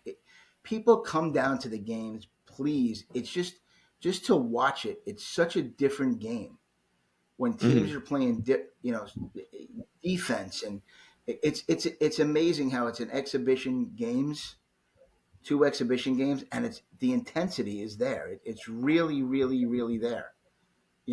And at the end of the game, everybody has beers together. They hang out, they have some food, and they relax, and it just goes back to being, whatever it was. Like your guys are Oh, always pissed at absolutely. Phil I think right it's, now. and You I know, think we're gonna have Phil on at some point this episode too. But you know, when it's over, yeah, Phil's well, going to yeah, say, but I "Hey, think I it's saw your more just game. like you were on the team for That's it." 4 months. Oh, You didn't say a single thing, and then just one day you wake up, maybe you're in a bad mood correct. or something, and you're like, "Oh, I want to pitch." You're gonna let me pitch? I'm in. How can he be in a bad Yeah, he's mood? Is he on need away? vacation. But is he? So He's on have you guys vacation. broke I the think news to Andy that he's not pitching? Well, we told Andy he's on that Phil's on the team. I don't know if Andy was, said anything. Andy's not Andy like that. doesn't care. Andy will Yeah. drink during the game. He'll coach. You The mean team. Andy gets to have a He'll Miller do Lite whatever in he his needs hand to. earlier That's than he Andy, needs but to? He's um, sold. earlier than usual. Listen, that's why I actually thought when I was hearing that shit, I was like, okay, He ain't gonna. Phil's away. There's no way he's on vacation because I don't know. Did his fiance go with him? Is he just with his family? So whoever he's with has got to be like, what are you doing on your phone? What are you doing? You know what? And then when I found that it was true, I was like, and I'm getting Of texts course, from other guys in your league, by the way, of it's the course, biggest news story of the last like that month since Plategate. it's true. Listen, and I don't even know if you ever know this story. So a couple of years back, this is interesting with Phil playing. A couple of years back, we put Joel Zaretsky on a team. Do you know they had him removed? The board told him it's a bad look being a member of the board On if he MVP. plays on the I MVP. can't say I'm surprised. Yes. Oh, I have to believe that. No way. No, but yeah, no, yes, well, not yet. But it's softball. That's it. Who gives a shit? Who really cares? It's just a lot of fun. So, Good time. but listen, we'll go out there. Oh, that was the one thing I did want to break. I Go did for want it. before the Phil thing. I don't know who you guys are having as an umpire, but the modified umpire will be Dude, he's none been other than fantastic, Simon. right? Simon has been, you know what? He's invested in the game. He's involved. He's into it, and so he's helped us out because some of our umpires have bailed on us, and Simon has done games for me on Monday, Tuesday nights if necessary. So I said to him, I said, Simon, do you want to do the Mayor's game? He goes, Scott, for years I wanted to ask you that, but I always thought the answer would be no. I said, nope, you're doing it. I go, and you'll do the bases for the art game. I hope ours is like Tracy or Mike Walker, but we know it's gonna be Fogues. I was going my to game. say it's probably going to be Fogarty. Yeah, Fogarty and Simon. And that's not. Listen, they could get Tracy or Walker. Why not? That's it. What else do we got? Is Phil joining us with a drink in his hand with an umbrella from where? There's Dom. Oh, look who's back. Maybe there's Dom. Dom. There could be naked Dom in the pool. We all might have to run. What have you seen on Arc Ball this year? I know you've been up in some of the games. You were out there when you're not umping. Yeah, I do have to ask you guys a question. Has anybody seen Ben after the debacle? Have not. Of the other night? Has anybody spoken or seen him? He's on a limb. He's on a lamb. No, right? It's an interesting thing. I was thinking about that today. I'm like, where? I did the write-up this week for the boys too, so he wasn't even the one that submitted it. Hate to see it. Wow, so. What have I seen? I've seen, listen. You all know that they're trying to tell the umpires to police, be careful, throw guys out if they argue balls and strikes, or high balls, low balls, and stuff. And I'm like, listen, nobody's perfect. We're not going to get every high pitch right, every low pitch, every flat pitch right. It's just not going to happen. If you don't curse it, in my opinion, if you don't curse at the umpire, myself, I'm talking about, I'm not throwing anybody out. Now, if you do go after the other team and start screaming and yelling and cursing them and challenging them, different story. But listen, I see what you guys say. I think you guys have a really good team. You guys have looked good. There's some other teams that have surprised me. I'm doing a FARB doubleheader this week. One game against Pingaro and one against who's the other one? Oh, Pico. So that's a double dip that's coming up our way. But yeah. So other than that, what else? What can I don't know. He's struggling. Be doing? He blamed Ush's. I had to feed the woman in the basement. His computer before that. You had to take it down and pause it. Yeah, crazy. And he's still frozen. He's on the struggle bus. Well, I did not blow off. We had a guy try out tonight. This is what my phone is blowing up on. Just so you know, while I'm on with you, in the time I've been here, I have 47. Jesus. From like one chat or from many different people? What this would be from? It's two separate. It's one's on WhatsApp, and one is on WhatsApp and regular texting. Yeah. So between the two, I'm about 50 something right now. And this is the story of my life. I wake up and you go to bed every day. Every day to this shit. Yep. I keep telling my wife I hate doing this. Okay. You tell your wife you hate it, and you keep doing it. I keep telling my wife I hate this. I hate this. She keeps telling me, Scott, you're full of shit. You love it. I'm like, no. Used to. Now, what are you just stuck? Enjoy it. And the funny part is, if I'm not stuck, Marty, I'll walk away from it if I have to. I don't care. And that's why. But that's why you said something before. Like, I come to your games. I come to the art games because I can actually go to the games. And not be bothered. Yeah. And enjoy the softball. And he told you the story yesterday. I got there. I'm 2 minutes in. And I'm like, what do you want me to do? You want me to throw the umpire off the field at that moment because you don't like him and take over? It doesn't work that way. I hate to say it. And you're going to think this is crazy, but I see it more in MVP where the guys are so disrespectful. It's Arc too, dude. It's a little tougher when you're calling balls and strikes. Yeah, but not. Like what's funny? With Arc, you got to call flat or illegal. But if it hits the net, it's a strike. You can't be like that was a ball. Right. Exactly. Listen, I get it. And one thing I know I try to do when I do umpire, I'll even say, you can break my balls for highs and lows, but plays at the bases, I'm out there. It's hard I'm to not argue playing. with someone Like, when they're out there. see, like I know, and when you do know the league and you learn it and you know the players, I know when Marty's up. Marty gets a base hit. Soon as that ball goes through, I'm heading right past that pitcher's mound because odds are he's going to take second. If he's not, he's safe at first. Timeout. I go back. Because otherwise, now if I'm all the way back, now if I miss a call there, okay, it can happen. But It's hard to argue I'm that. right The there. guy in right field can't argue with you on a play at second when you're 6 feet away. Right.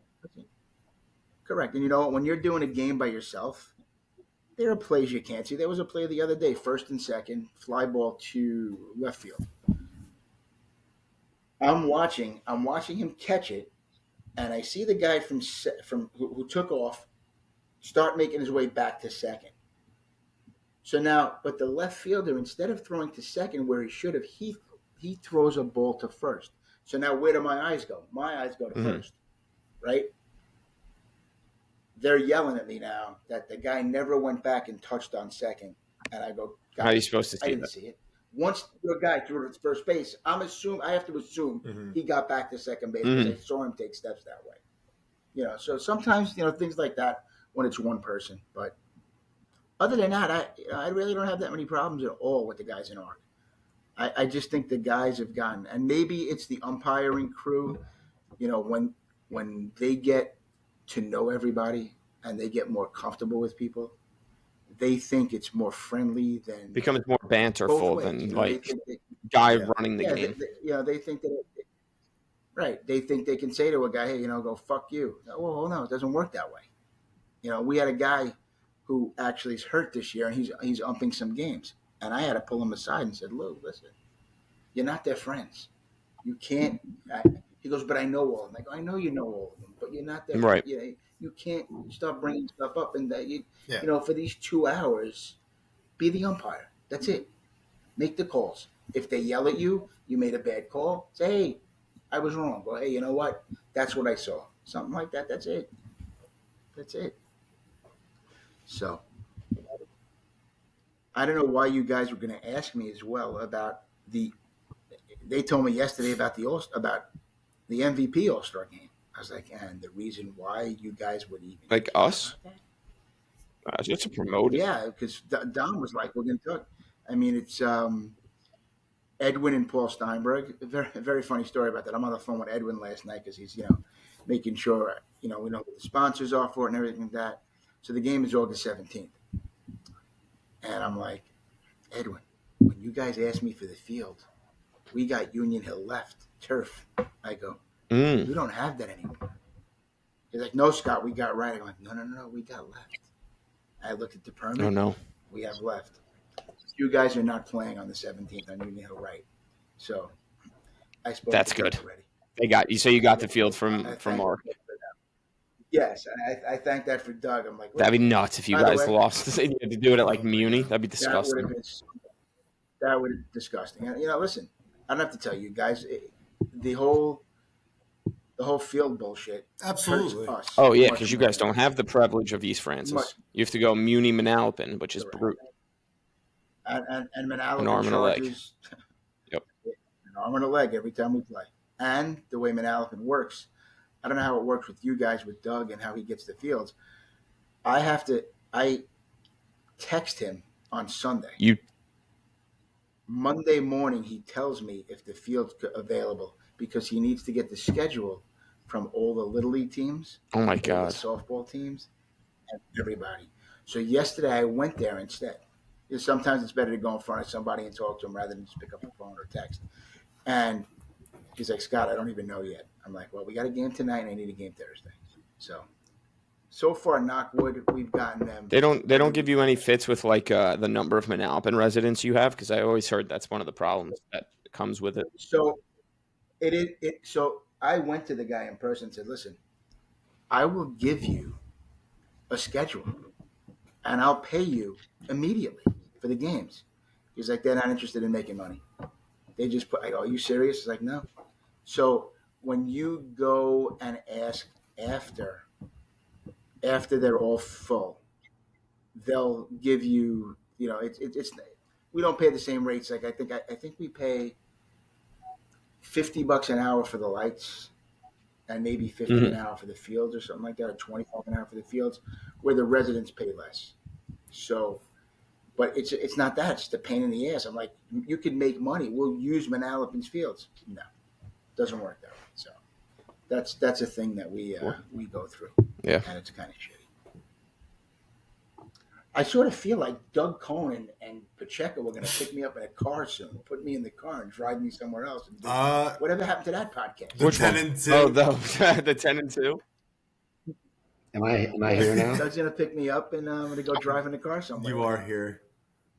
Hello, Dom. Welcome back. You missed the whole interview. Did you ask them the question you asked me last night? Did you ask me the question? Ask them the question you asked me last night. What happened? Did I what? If a deaf woman is missing 2 fingers, is that a disability or a speech impediment? You know what? That's fucked up, and I didn't ask you that, but that's pretty good. Yeah, anything you want to talk about MVP All-Star Game? You got the rosters. Anyone you want to shout out? I want to shout out Noel, and I want to shout out Edwin. I love Val. Big fans. I know Steve and Ralph are going to broadcast that game. They're going to draft it tomorrow night. I don't know if they're going to do it live or not. So they're talking about. I got that from Edwin yesterday. They're talking about doing it live. They're not sure. He asked my opinion, and I said it's unlike the draft when I can't stand it being live with sound because there are derogatory things said, and I don't think. Yeah, I don't think this is a scenario where people are kind of. I don't think there's anything wrong. Going to be hard up, but we have. I like how they did. They have assistant coaches kind of slotted in. So Noel, Ramon, and Senior, they're all together on the team. And then on Val's team is the Friedmans. So those are their managers, and they're slotted on their team, so they don't have to draft those people. And the pitchers, you got everybody's favorite Taco.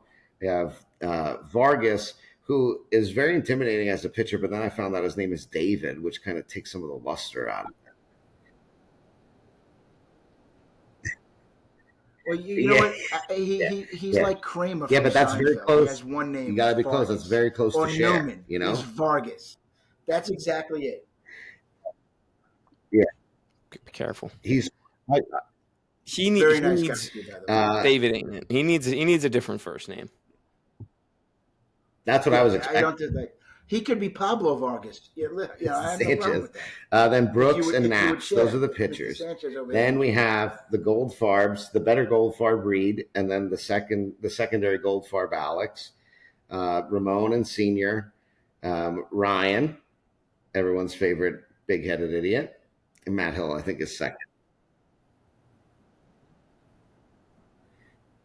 See, I can't. I love Ryan. Yeah, I'm a Matt Ryan fan. How about Ryan slightly ahead of Matt Hill in the big head lad category Ryan because Matt Hill just lost to Nicky in the home run contest, so the derby. What that? By the way, that might be the DeLuise's worst night. And then you have Santa. That might be the DeLuise. Nicky Nukes back again. Eddie Faucic. Everyone's favorite Johnny Hempstead. He's not here, but he's making a name appearance. Joe Doretta, great backyard. Renero, Spina, Ward. By the way, I think Dom might. You know what? I left promptly after I helped clean the backyard. What time did you stay till last night? I don't know. Of course, that's what any good Italian does in another Italian man's house. You clean the backyard? Great, amazing. Then there's Cord. He does have a good Kyle Dunleavy, Simonetti. I don't know how to say this last name. Is Quinones? How do you? Quinones. I knew it. Who? Oh, Quinones. Matt Quinones. Jeffrey Goldblosen, who's thorn in my playing one leg. Doherty. Thorn in my side. Everyone's favorite ginger ale. Pagan. Benedict Arnold, Gorda, Bowers, Larkin, and Leonardi. So awesome for those guys. I know the managers had some input. They were asked to pick 2 players each on each team who were available on that date, and the league is fun. Some say they're like the WNBA to our NBA, and Cole is like Caitlin Clark, and you're right. I do love those. Meanwhile, Dom comes to just as many games. Yeah, he just hangs out at night. It's fun to just sit there and bullshit. He's now become a fixture at the Doretta household, rightfully so. We went there. Oh wait, Marty, you were there. That's just Italians bonding. You were there. Yeah, it was just a good time. I didn't go to Joe's. I was at the game though. Yeah. That's right. It's just so funny because guys like Dom and Doretta, they're the kind of guys you don't like. Listen, Dom's been in your league only has a cup of coffee. What's this, his second year or something like that? Same thing, Doretta. Doretta's only been in the league for 2 years, and these are guys that you just think that you've known for 15 years. And it's the type of guys who won your league. They're just good guys like that. So I thought it was actually fun with Doretta. I was like, they came over, and then as we're going to his house, Doretta's like, "The Dom, you go." I think that's a good place to end. Yesterday, it wasn't even for me before you have time to insult me. So yeah, I agree. I want to compliment. Yes, you complimented me last week. Yeah, it's the compliment sandwich. That's how you do it. Complimented me and fucking jabbed me like right after the compliment. That's all good. All right, listen. So that was the news, right? Phil is now playing with us. Simon's better at MVP than Ark. It's actually a sight to behold. So it is. It's crazy. And guys, listen. Everybody watching this for your league, my league watches it too. Come down, enjoy, support it. It's a lot of fun. Come down just to see how Simon parks his car in the parking space. You really are. I bet you come to the full parking lot, you can guess which one Simon's car is. Hey, listen. It's hysterical. I should take photos of it and make a montage. It's my favorite thing. You were like, Scott, this Simon's car. Simon and folks are gonna. So yeah. All right, guys, you have a lot left to do. I appreciate it. I will see you guys on Sunday, either on the field or at the game, wherever. Later, Scooty. Thanks again, guys. Peace. All right, we'll bring on a very special guest, fresh from 1776. It is Benedict Arnold himself. It is Phil Saglietto, defecting. No one knows where he is. He's at an undisclosed location. Possibly in witness protection. We're not sure. Doug is out looking for him. But Filthy Phil, the newest member of the MVP Mayor's Trophy team. What's going on, bud? What happened today? What's up, fellas? Dude, nothing happened. I had not looked at my phone for a couple of days. Saw your banter in our group chat about the pitching situation. I was like, let me text Byko. Texted him. I was like, yo, let me pitch. Simple as that. I was like, it's all good, dude. I was like, I'll play for MVP. They'll let me pitch. Then he goes into a 2-hour discussion about how I need to pitch Sundays next year. Didn't address the situation. And then your brother drew up a contract. I was like, I'm in. He got you with the legalese, dude. Dude, I gave him all. Shout out Skip morning. Blackburn. The black guy had some great amendments in some clauses in the contract. He's like, dude, you don't want to play MVP? It's fine. You can sit out. You'll just DH. I'm like, all right. This is a great package. It's good for the feet. I saw Michael's plan. I like Steve's plan better.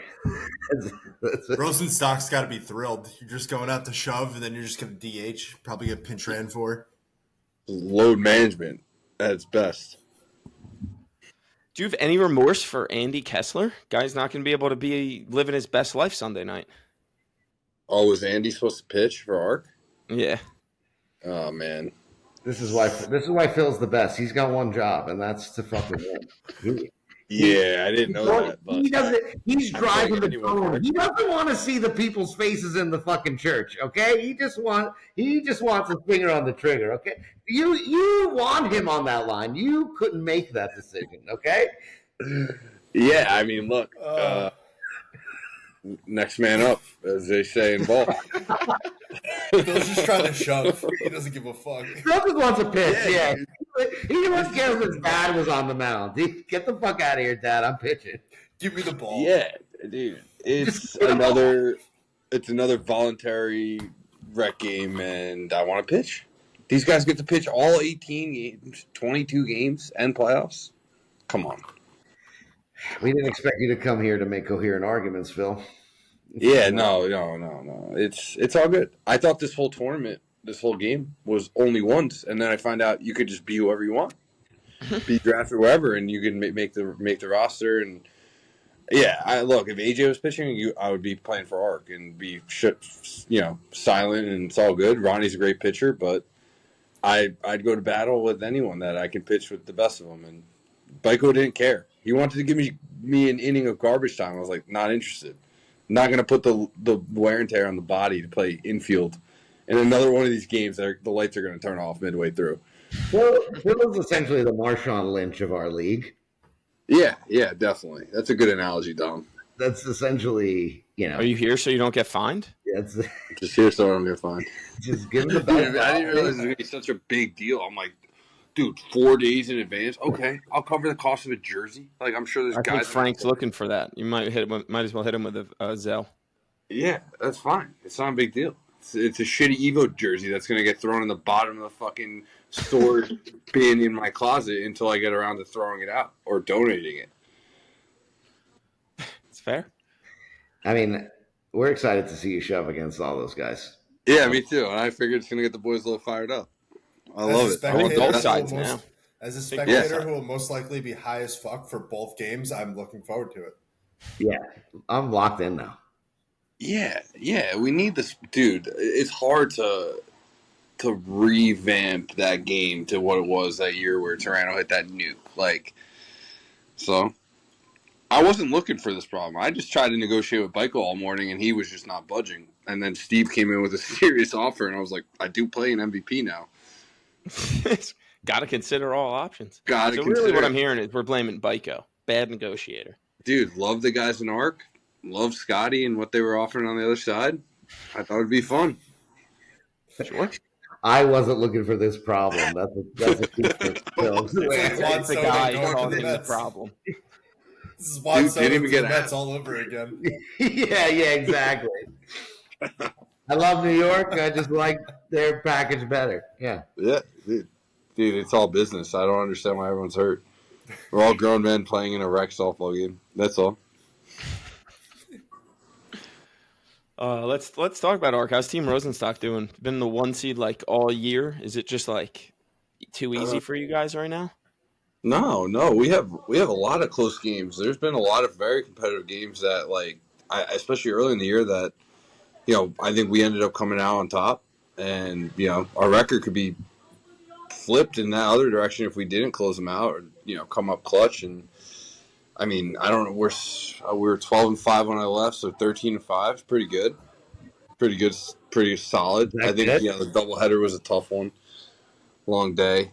Guys didn't bring as much energy as the guys who were playing. And, it shows in this league. Guys that want it more tend to win, and we weren't those teams 2 weeks ago, and they wanted to win with me and my dad out, and they balled out from what I'm hearing. When you look at the other teams kind of fighting for the top record, how much emphasis? I know Stock is like, this is the game we have to play, but like, how important do you guys feel it is to have the choice of field? Good question. Especially if that turf is ready. Yeah, it's a good question because who knows what fields are going to be available come playoffs. Especially if it's not ready too. Yeah. Yeah, no. I mean, I think we play better on fenced fields, Union Hill specifically, but I think we'll be okay on any field as long as it's every teams and players worry is you start getting kind of fence happy on those big fields and it doesn't work. It just doesn't work. You get lucky 1 out of 20 times and you nuke one past the outfield, great. You got to chip away at those games and just a lot of hits, a lot of good base running, stealing bags where you can. And I mean, it doesn't matter if you're the best team with all the slugging percentages and stats. If you can't execute on those fields, it doesn't make a difference. So I mean, yes, we want to be the 1 seed and have the choice at the end of the day because I don't want to play, hypothetically, not that I'm, writing our ticket already, but don't want to play a championship at East Francis in November again. Daylight savings hits and the sun is just, beaming in your eyes every at bat. And, I think they talked about a rule. I don't know if that ever is in place, just like they talked about that rule where I if think you're it's missing. swimmer Union Hill now is all Yeah, is that's what I the thought. But semis and the finals. apparently that's not an official thing. I was Okay, talking nice. to some people in big positions, and I don't think that's ever been officially ruled on. Well, the thing is, you guys have also like you weren't here, but I spoke about it with Carol, Team Carol earlier. You guys are 18 games in, so you have 4 games left. They're division games where you should win. I think you would say, I think anyone in their right mind would say you're going to be favored in all 4 of those games. And then you're only a half game behind Frank's team, but they've got to play Goldfarb, Goddard, Wallman. They've all got to beat the shit out of each other. So if you guys can handle business in your division again, you kind of have the 1 seed is for you to kind of take.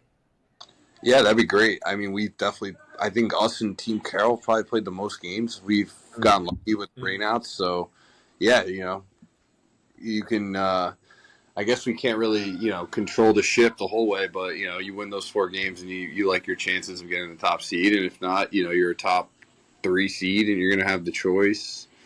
I know Frank. I know his logic on a lot of fields, so I don't think he's going to be super eager to take Union Hill, so that helps. But, yeah, no. What team are you most afraid to see in the first round, and why is it Team Meyer? Shoot. Oh man, dude, you got a good team there though. Meyer's a good captain. He's going to be. I don't know why you guys are laughing. What are you laughing about? Pitch around where it's Stop laughing, Phil.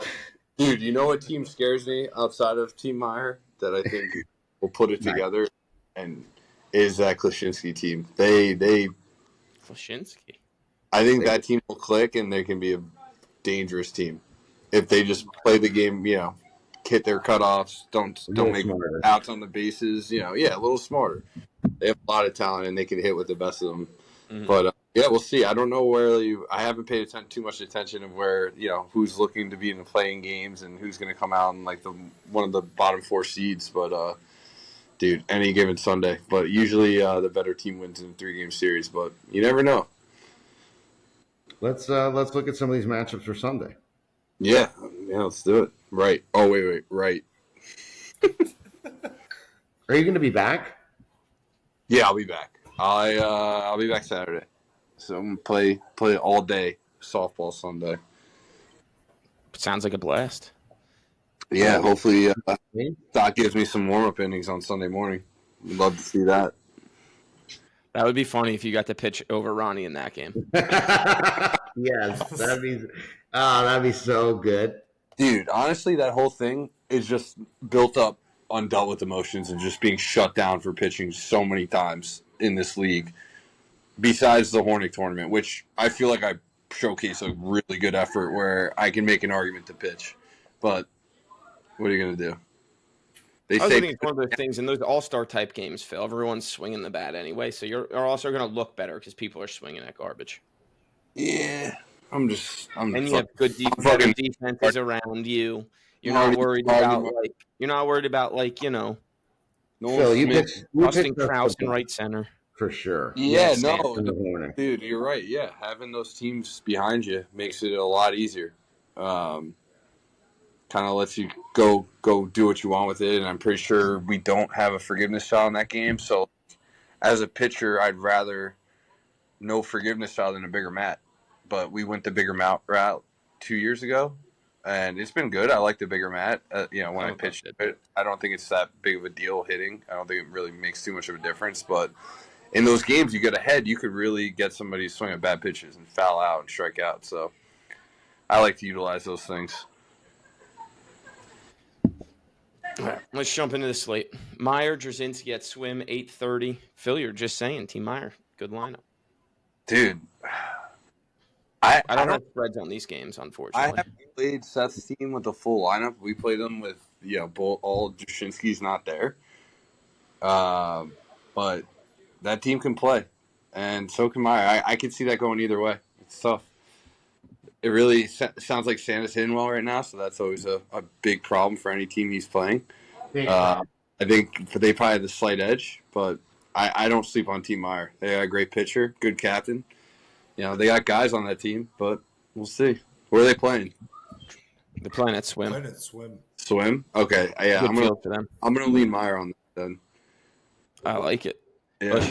Bush, what do you like in this game? Meyer's obviously gonna be. It's probably gonna be like 3.5, 4 run spread. If I guess 4.5, I would guess. Yeah. Meyer with the points. Yeah, I mean, I don't know. I'd like to see Seth's team get off a 5-game losing streak at some point. I mean, Wow. Get off a losing streak in general at some point. So I think, they'll have their full lineup back, I believe, finally this week. Also, Seth and whoever else should be back. I don't think Santa's in this weekend. Oh, no, it's next weekend. Sorry. Yeah, we don't get lucky like that. Yeah, of course not. So Everyone makes like playoffs, Tom. Krasinski in this one. Not Dom. Dom makes the playing game. Best game of the year. Electric. Hero. Phil. Hero. Literally the best, best game. I'm going to take Meyer with the points here. Keep riding. Plus 8 run differential. I'm sticking with it. Same. Carroll Marone. I'd imagine Carroll's favorited like, I don't know, again, 3.5 if I had to guess. Swim Club at 10:30. Marone's going to come fired up to this game. You know that. Yep. Dude, Marone was the best team I've ever seen on Sunday mornings when we played them. So, I'm going to take them with the points. Something about playing the big dogs when the playoffs come around. Marone always gets going. Dude, yeah. If you catch them on a day, they're cruising. It's flow state for them. It's just they go blow for blow with anybody. It's awesome. That Wednesday night game you guys played was electric. Yeah, it just felt like every time we were up 5 runs and I getting out the field, I'm like, what are we chasing now? It's insane. And it was a slugfest, but yeah, they got the better of us that day. Who do you like in this one, Dommy? I'll lay the points and take Carroll. Bounce back for them? I think, I don't know. I think, what's the health of Jeffrey? I am unsure. That's a big outfield, too. So, fuck. If I wait any longer, I'll take Marone. So, give me Carroll. Who do you really have to worry about beating you in the outfield other than Ryan? Klecko? Yeah, but for the most part, Ryan could really run into one. Klecko, you kind of know where his max might be. You shouldn't get beat by Klecko. Jeremy, that big outfield and Jeffrey's hurt. Jeremy Lalene can paint the line somewhere, and he's impossible. I'd imagine Jeff, if he's really hurt, he's not going to play the outfield, and they're going to manage it and just use his bat. Hemp again. Hemp in right center. Is Hemp off still? Right. I love that. Right. All right, next game. One of the most boring games anyone could watch. Lombardi, Bomb and Blit. Freehold. Bomb and Blit is a doubleheader. They play Lombardi and Meyer. Oh, boy, is that a boring doubleheader. Yeah. Did Tony get replaced? He did not. No. So he's playing still? Yep. You're telling me we got to go from fucking Swim to Freehold? God damn it. That's the farthest ride. What the fuck? Yeah, that sucks. Brutal. This is the second. Look at Doug at Manalapan 5 all fucking morning. God damn it. I'm taking a shit in one of the garbage cans over there Saturday night. Sick of it. Sorry, Utch. I don't make the schedule. I just Bring get your nose passed by plugged. All right. Dom, let me tell you one thing. You know who runs the league when you look at these schedules. That's it. That's it. Facts. What is this, a Pick'em versus Bomb and Blit and Lombardi, though? Probably. Got it. Dude, I'm That's not touching Freehold? that spread. Give me the under. Give me the under. Give me under. That's a 3-2 game in either direction. That's a 3-2 game, and it's a walk-off in the 13th inning. I'll take Walk-off walk. I'll take Lombardi. I'll take it to do it again. Dude. I too would take Lombardi if it's a pick 'em. Give me them. Yeah, I hope it's Lombardi, honestly, because we got to play them after. I'd much rather, and they don't have to move. So look at Tony. You know who's running the league and who his best friend is. Schedule, son of a bitch. Oh man, yeah. You know what? Give me Bomb Blit. Give me Bomb and Blitz to win both of them. Sorry. Wow. Shit. All right, next doubleheader. Goldfarb plays Byko and Pings. I feel like this is really important for Goldfarb's chance at the division to go 2 wins here. Yeah, they can't slip up. Yeah. 2 games you should and have to win. How we feeling, Ush? Not an easy doubleheader by any stretch. Gonna come against 2 good teams, I think. We'll just have to manage against Byko and Pez and hope that Pez is a little wild and just play our game. Honestly, play some defense and just continue to do what we're doing. Where do you guys play?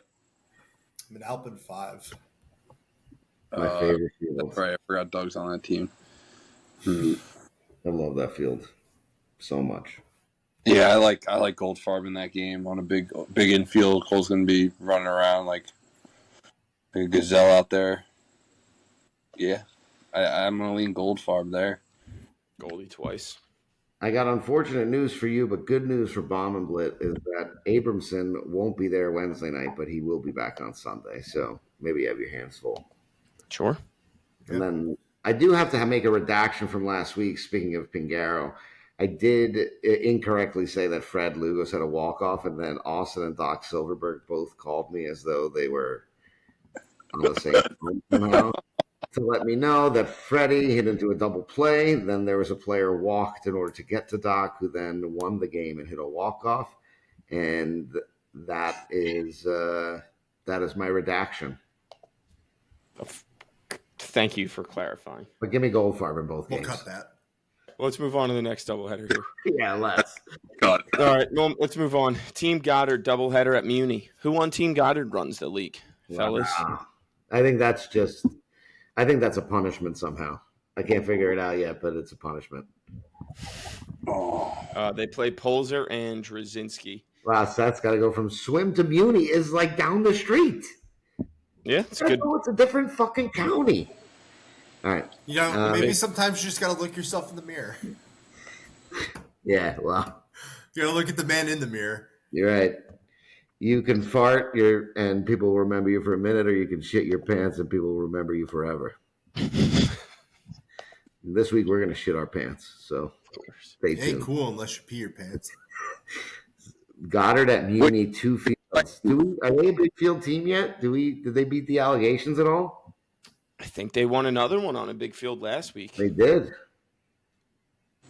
They won on Freehold. I can't see Polzer winning 2 But they games beat in a another row. team that's also can't beat the allegations of an open field team. Conti's not good on an open field. Yeah. I mean, if they win both these games, they beat Seth in the late swaddle there. These are 2. The Polzer win looks a lot better if a Drashinsky win follows. You know what I mean? Mm-hmm. I don't see Seth winning both of these games some way or somehow. They just haven't been able to do that. Yeah. Will anyone pick Polzer here in this game? I don't think they can. So do we pick? Is this Goddard Seth game has to be a pick 'em, no? Do you think? Probably. Minus. It's gonna be a good game. I kind of want to. I hope it's streamed. I'd like to watch this game. Jeff is usually good at Jeff will, right? streaming the games. What were you saying, Phil? I said Goddard versus Seth. On a big field, a Muni. Yeah. I think Torano's a dog, and he's going to take it home for the boys. More of a dog than Santa. It's a battle of the top dogs. That's just when dog on dog who's going to come, and Toronto, I don't think ever doesn't show up to play ball. Like that day after the Hornick, he was running around Muni, and I'm a shell of a human, could barely stand upright, and they pounced us, and they deserved it. So stock drafted. I was a 15 that day. So yeah, Toronto's a beast. He's in great shape. Yeah, he knows how to play the game on a big field. I think Santa's going to be good for a couple pop outs. So you can't. Classic. Yeah. I'm going to and Heights Jr. hits bombs. So Bombs. Confirmed. Bombs. Don't play in on him. He hits bombs. All right. Any thoughts on this one, Usher, Dom? Are we good to move on from Goddard? Move on. Sure. Wallman at La Rocca at Morel. Just a disgusting field. Dude, I hate that game. It's horrible. That field, the game. It just screams over-management, and I would never watch that. Screams what? Over-management. Too much analytics for me. Frank is probably a 4-run favorite. I think if you see what La Rocca did to Wallman earlier in the season on Muni, you kind of figured that Morel's going to prove the same result. It's going to be probably another blowout. I would take Frank's. Yeah. Take La Rocca there, too. I think Tino is just going to be such a difference maker on a really shitty infield where, like, me and Chase, if the hop doesn't go our way, it's not favorable. Where Tino somehow still gets it in the web. Best shortstop in the league is Second best shortstop. Yeah, until somebody takes that throw, it's hard to say he's not, right, Dom? That's right. Well, then by that standard, Sandegate is the best shortstop in the league. They don't know. No. Sandegate won an ESPY last year, basically. Cole Fluna's going to win the real thing this year. I mean, show me the jacket, show me the trophy case, and then I'll reassess. Yeah, Cole. Cole needs to get his name on. Cole's left arm is a little bit shorter Phil? than his right. My little buddy. His little buddy. It's my little buddy, and I know what he's capable of, but until you bring home that hardware, it's hard to consider yourself the best in the league, right? He's got a team where he's there's 2 ones on that team, so playing like it, maybe even 3 at this point. And the guy who runs the league. And the guy who runs the league, so I mean, are we going to have a Fluta Martino final, a showdown for who's the best? I would love. They should add Kind of electric. just Sandegate, Tino, Fluta. Phil's just like the Kool-Aid guy bursting in the door, ruining everybody's hopes and dreams. Yeah. I can see that. Either that's a Rosenstock vibe. At senior bat yellow balls and rip grounders until first error you're out. Wow, that would be electric. You guys have to play Pingaro this week, and they have a drive after 2. They go to Manalapan 5 from East Francis. Yeah, weird amount of doubleheaders still got to be played. How you feeling about this one versus Pings? Is that us? Stock playing? Yes, sir. Is Ed got replaced by somebody, right? Yucko. Oh, God. Stock by a million. That means Fred's pitching for him now. Is that right? Yep. Fred's a good sir. Yeah, I mean, we'll see. I never sleep on Pingaro because he's always coming to play. So I'm kind of happy that they're playing Rosenstock first, hoping that they use up all their energy against you guys, so that we don't have a pissed off Pings. Yeah, where do we play? East Franny. 8:30. Ugh. Well, I prefer to hit off Fred than Ed, so I'm happy about it. I love Yuck. He's back in the league. Good to see him back. I think he thought it would take. I think he thought he was gonna be a replacement way sooner. So glad, welcome back, Yucko. Excited to hand you your first L from Team Stock. Yeah, it's a revenge game for Yucko, right? Is it a revenge game? I guess. I think he was on him last year. I think he was on for 2 years. Can't every game be technically a revenge game for Yucko in some way? Yeah. Love the guy. No, I don't know. I don't know what it is. I struggle with Pat always trading back in the draft when there's a clear 12 guys that are those guys. But he always moves back for his guys, and I appreciate it. Rather win with the real ones than die with these phonies. So I respect it. But until it works, it's hard to get behind that team. It's fair. All right. Any thoughts on this one from you folks? Give me stock. Yeah, I don't really got much on this one. I like Conti stock on this one. Aklichinski. I actually love that game. This game could end. This is a wild card game for sure. Absolutely. This is the type of game that you're pulling up to Union Hill right afternoon, only game on, and they put on a show. Yes, yes. Yeah, I like that game. I don't know though. It's tough. Dude, that's the hardest part of these double headers. Is like there's so many good fucking games that you want to see. Mm-hmm. Where are they? This one though, they're right after you at They're East right after you. Francis. Yep. East Franny. So you get to watch this. You get to watch this game. Yeah, true. probably will. I'll take Lashinsky in this. I don't know. Does this count as an open field? Because Conti's tough on an open field. Like I feel like this outfield plays very open. I think this is a closed field. This plays more. It plays a little open, but it's definitely a closed field. You can homer. I think you used you used the trees. I mean, the infield is awful. So it's Conti's a little bit of a savvy vet. Like, fuck, give me Conti. I like Klishinski.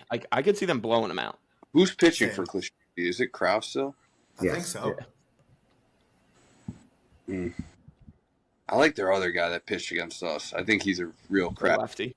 Yeah. True. Yeah. But I've never. He's a little crafty. I don't want to comment on it, but yeah, give me Conti in this one. Just I don't know, too much volatility with the pitching. Is there only one fucking game at Union Hill, right? Yeah, it's weird, right? Well, they're probably going to save it so that it doesn't get played on too much before the Mayor's Trophy. Are we fucking kidding me, guys? Dude, it takes an hour at most to work on that field. I know. I'm just that's the only reason why I could see it being like that. There probably was a second game on Union Hill, right? And they moved it to the field that the doubleheader was at. Yeah. Like it could have been like, well, get you guys out of there and put a doubleheader there. Oh, let me get my field, yo. No, it's not fair. Yeah, Ben doesn't deserve it. Ben definitely deserves it. Other people might not deserve it, but Ben totally deserves it. After that All-Star performance, I haven't played at Union Hill right since June 8th. Let me have some Take fun. a long fucking look in the mirror and Jesus, that's crazy, Marty. Yeah, right. It's been 1, 2, 3, 4, 5, 6, 7 games since 8 games since I've played at Union Hill right. That type of shit would Pollock. Add mental space. This could be a 4-3 game in a fucking hurry, too.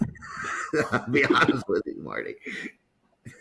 I don't know what it is about Pollock. Every time I play them, it's a close, like 8-4, 8-5 ball game that's never more than 2 runs separate until the last inning. They're the worst games to watch. They're the worst games to play in, so you're spot on. Give me Pollock with the runs. Give me the points. Give me the under. Yeah, give me the under. I'll parlay the under. There's some unders this week are locks. Yeah, the Lombardi bomb and blit, I'll parlay with your under. Both unders together. There you go.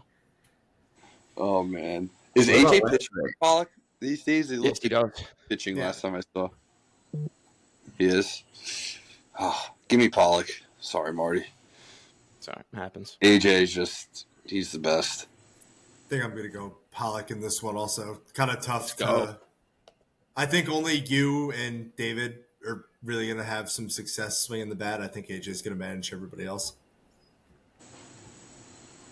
I love that. We become the underdogs, fellas. I just think you guys are going to be favored by like 3-4 runs, and I will take the run. Too many. Yeah, and I will.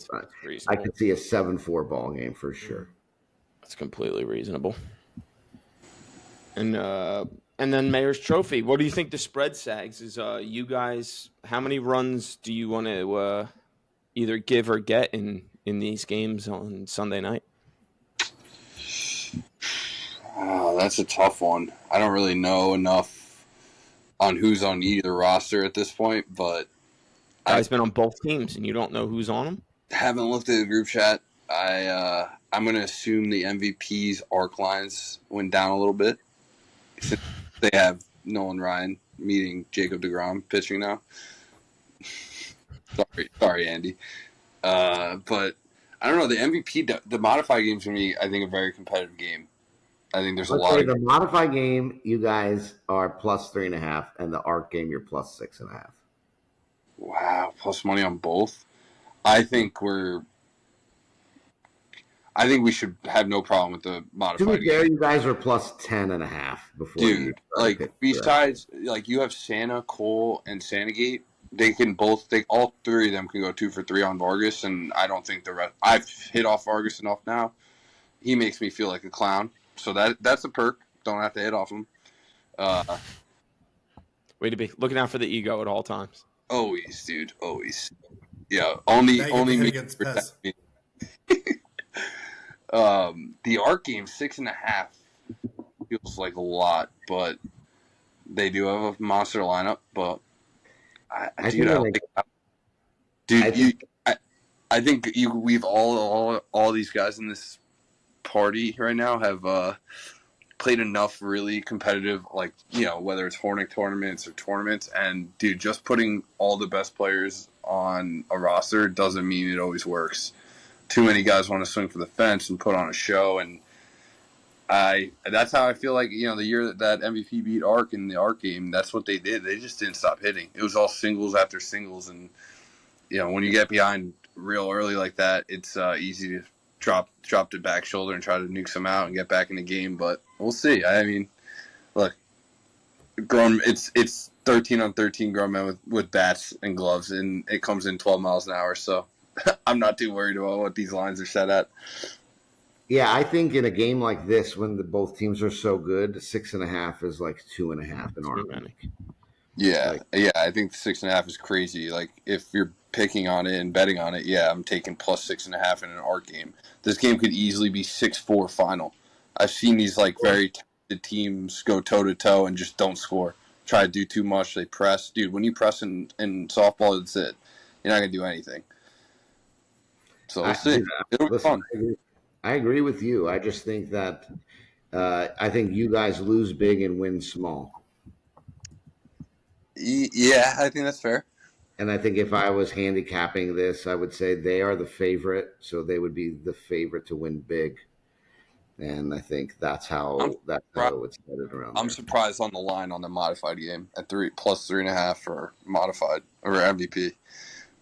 I mean, I don't know. Honestly, how many guys do you really think Toronto, Sandagate, Fluta, do you think these guys are going to have is Pez that much worse than Vargas? Accuracy-wise, I would probably say maybe a little bit. Pez throws very hard and has good pitches, but doesn't command them. We need him to walk nobody. We just need him to throw strikes. Like, take a little off and throw strikes. And that's our best chance. The thing with Vargas, his ball just dances. So, like, yeah, Torano is a guy that doesn't play modified, but he is just so strong. His bat speed is so good that he can, you know, he'll be fine against whoever's pitching in modified. But, like, a guy like me and Amato who have arc swings and like to rock the bat and time it that way, it's hard to adjust to that. And Vargas is not just going up there trying to throw strikes. He's going to get ahead on you and make you look like a fool at swinging a knuckleball that never leaves 6 inches off the ground. I'm very curious to see. Honestly, I think their defense is so good that I think Vargas is going to have to pitch. Both of you and him are going to have to be incredible to win. All right, let's move on to some fun stuff here. We got the podcast Invitational coming up on August 10th. 2:30 start. And you might be asking yourself, what is the podcast Invitational? And that's a good question. It is a nice little event we're doing. Tom, do you want to explain what it is? You want to put the graphic up? I will put up the roster in a second. So the Podvitational, me, Marty, Bush, and Hemp, we're all going to draft teams. We basically picked 4 players, essentially people that we love playing with, people that we want to play with and don't get to play with, people that play the game the right way and don't get a lot of shine, and some of the lads. And everyone is kind of designated to their own position. So if you look here in left field, you have Dennis, Easton, Whalen, Zach Schmidt. So essentially, at your position, you can only play that position on the field. And then we have 2 utility spots, and the catcher can also play first base. So we're going to draft snake style, but with a little bit of a wrinkle. You can only draft 1 player per position. So if Marty decides to take Cole, he can't pick Great another pick. shortstop his next time around. No, So, ever again.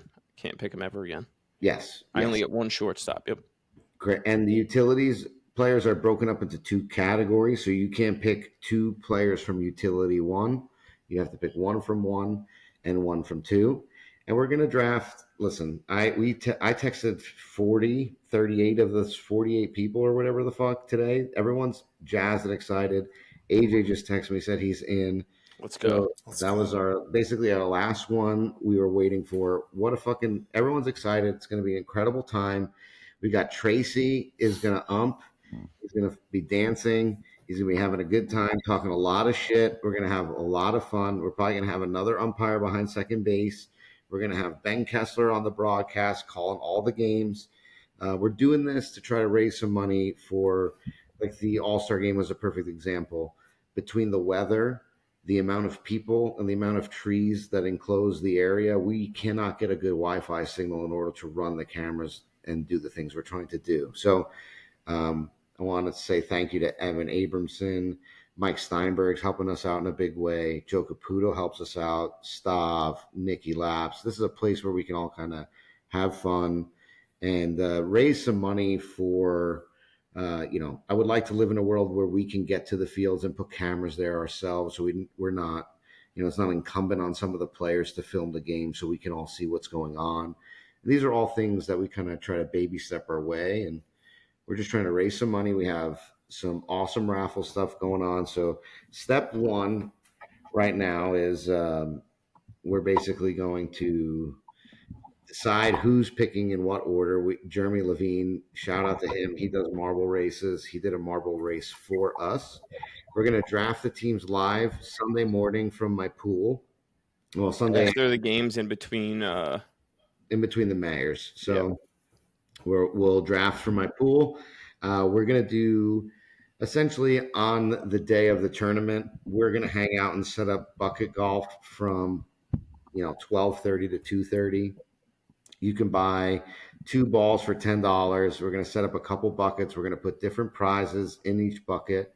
We're going to sell raffle tickets. We have some really awesome things. We have a gift card to Juan's restaurant at Paragon.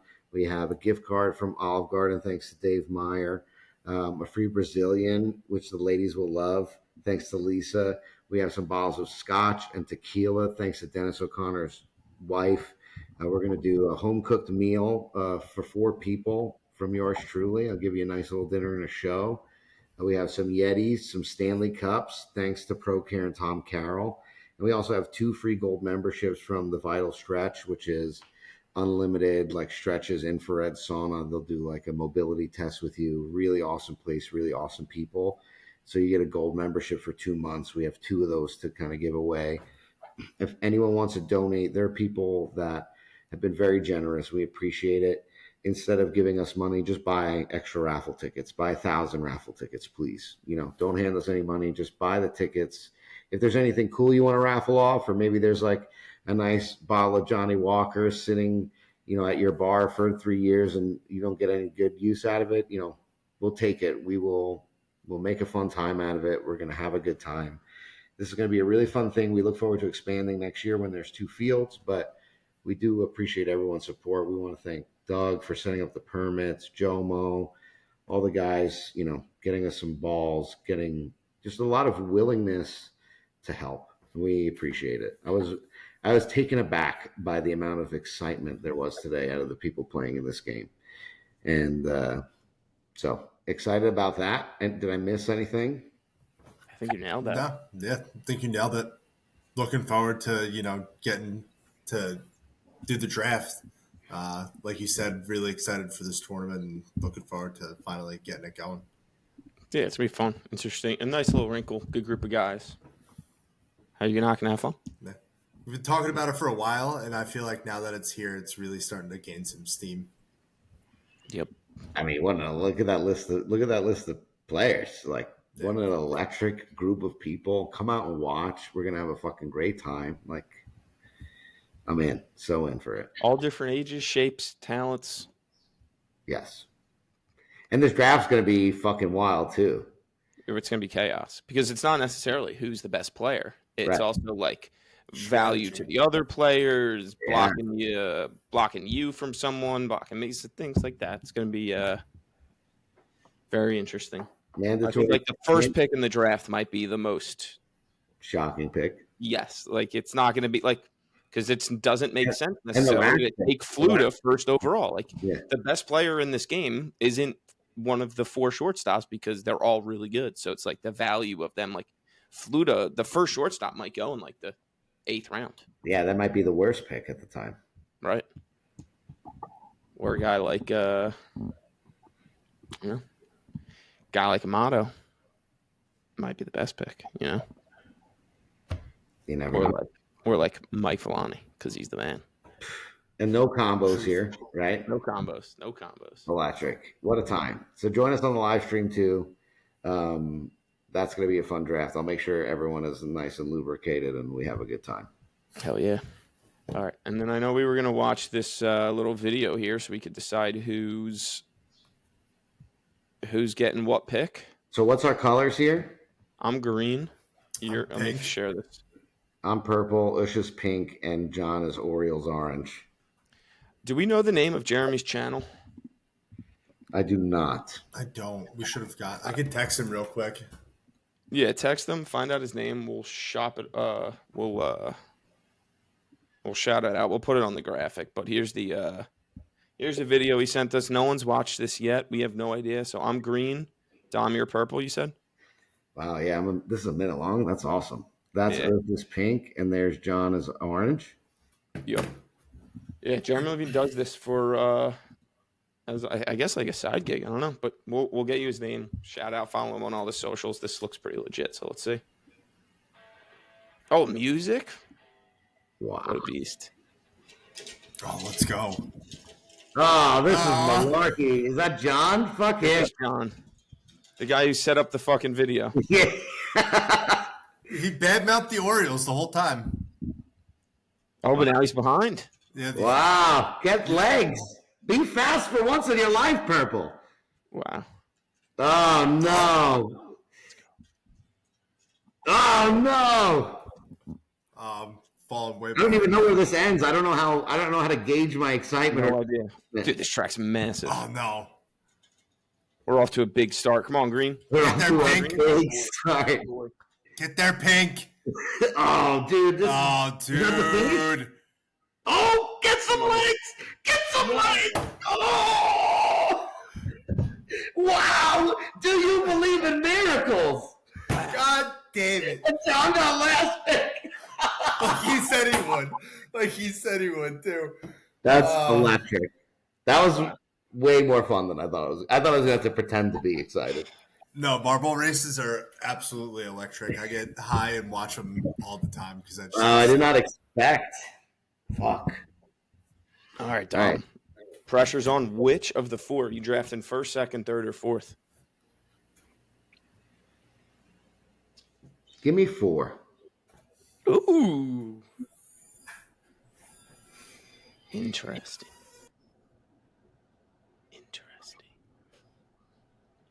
Give me pick number 1. Wow. Okay. Shock the world. Craig Tepper. See you later. Shock the world. All right, give me 3. I'd rather be on the back end than the front end. Yeah, you would. All right, and John's 2. Wow. Can I change? What happens? I wish there. You want to trade? That's He had his pick. He had his own pick, and now he wants to trade.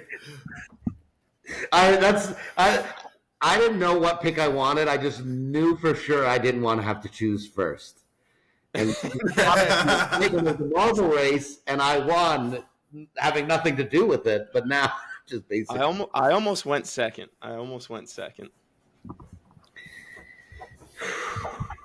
Is there like a sleeper app so that we can mock draft? Oh man, that's so funny. Just text Ben. I'm sure he'll whip something up in a That's heartbeat. incredible. All right, so should be fun. Looking forward to it. Anything else, fellas, we want to touch upon today? No, see y'all. See you at the fields tomorrow morning. Yes, sir. Bright and early. I don't want you sending me any nudes after midnight. We're not friends tomorrow. 11:55 it is.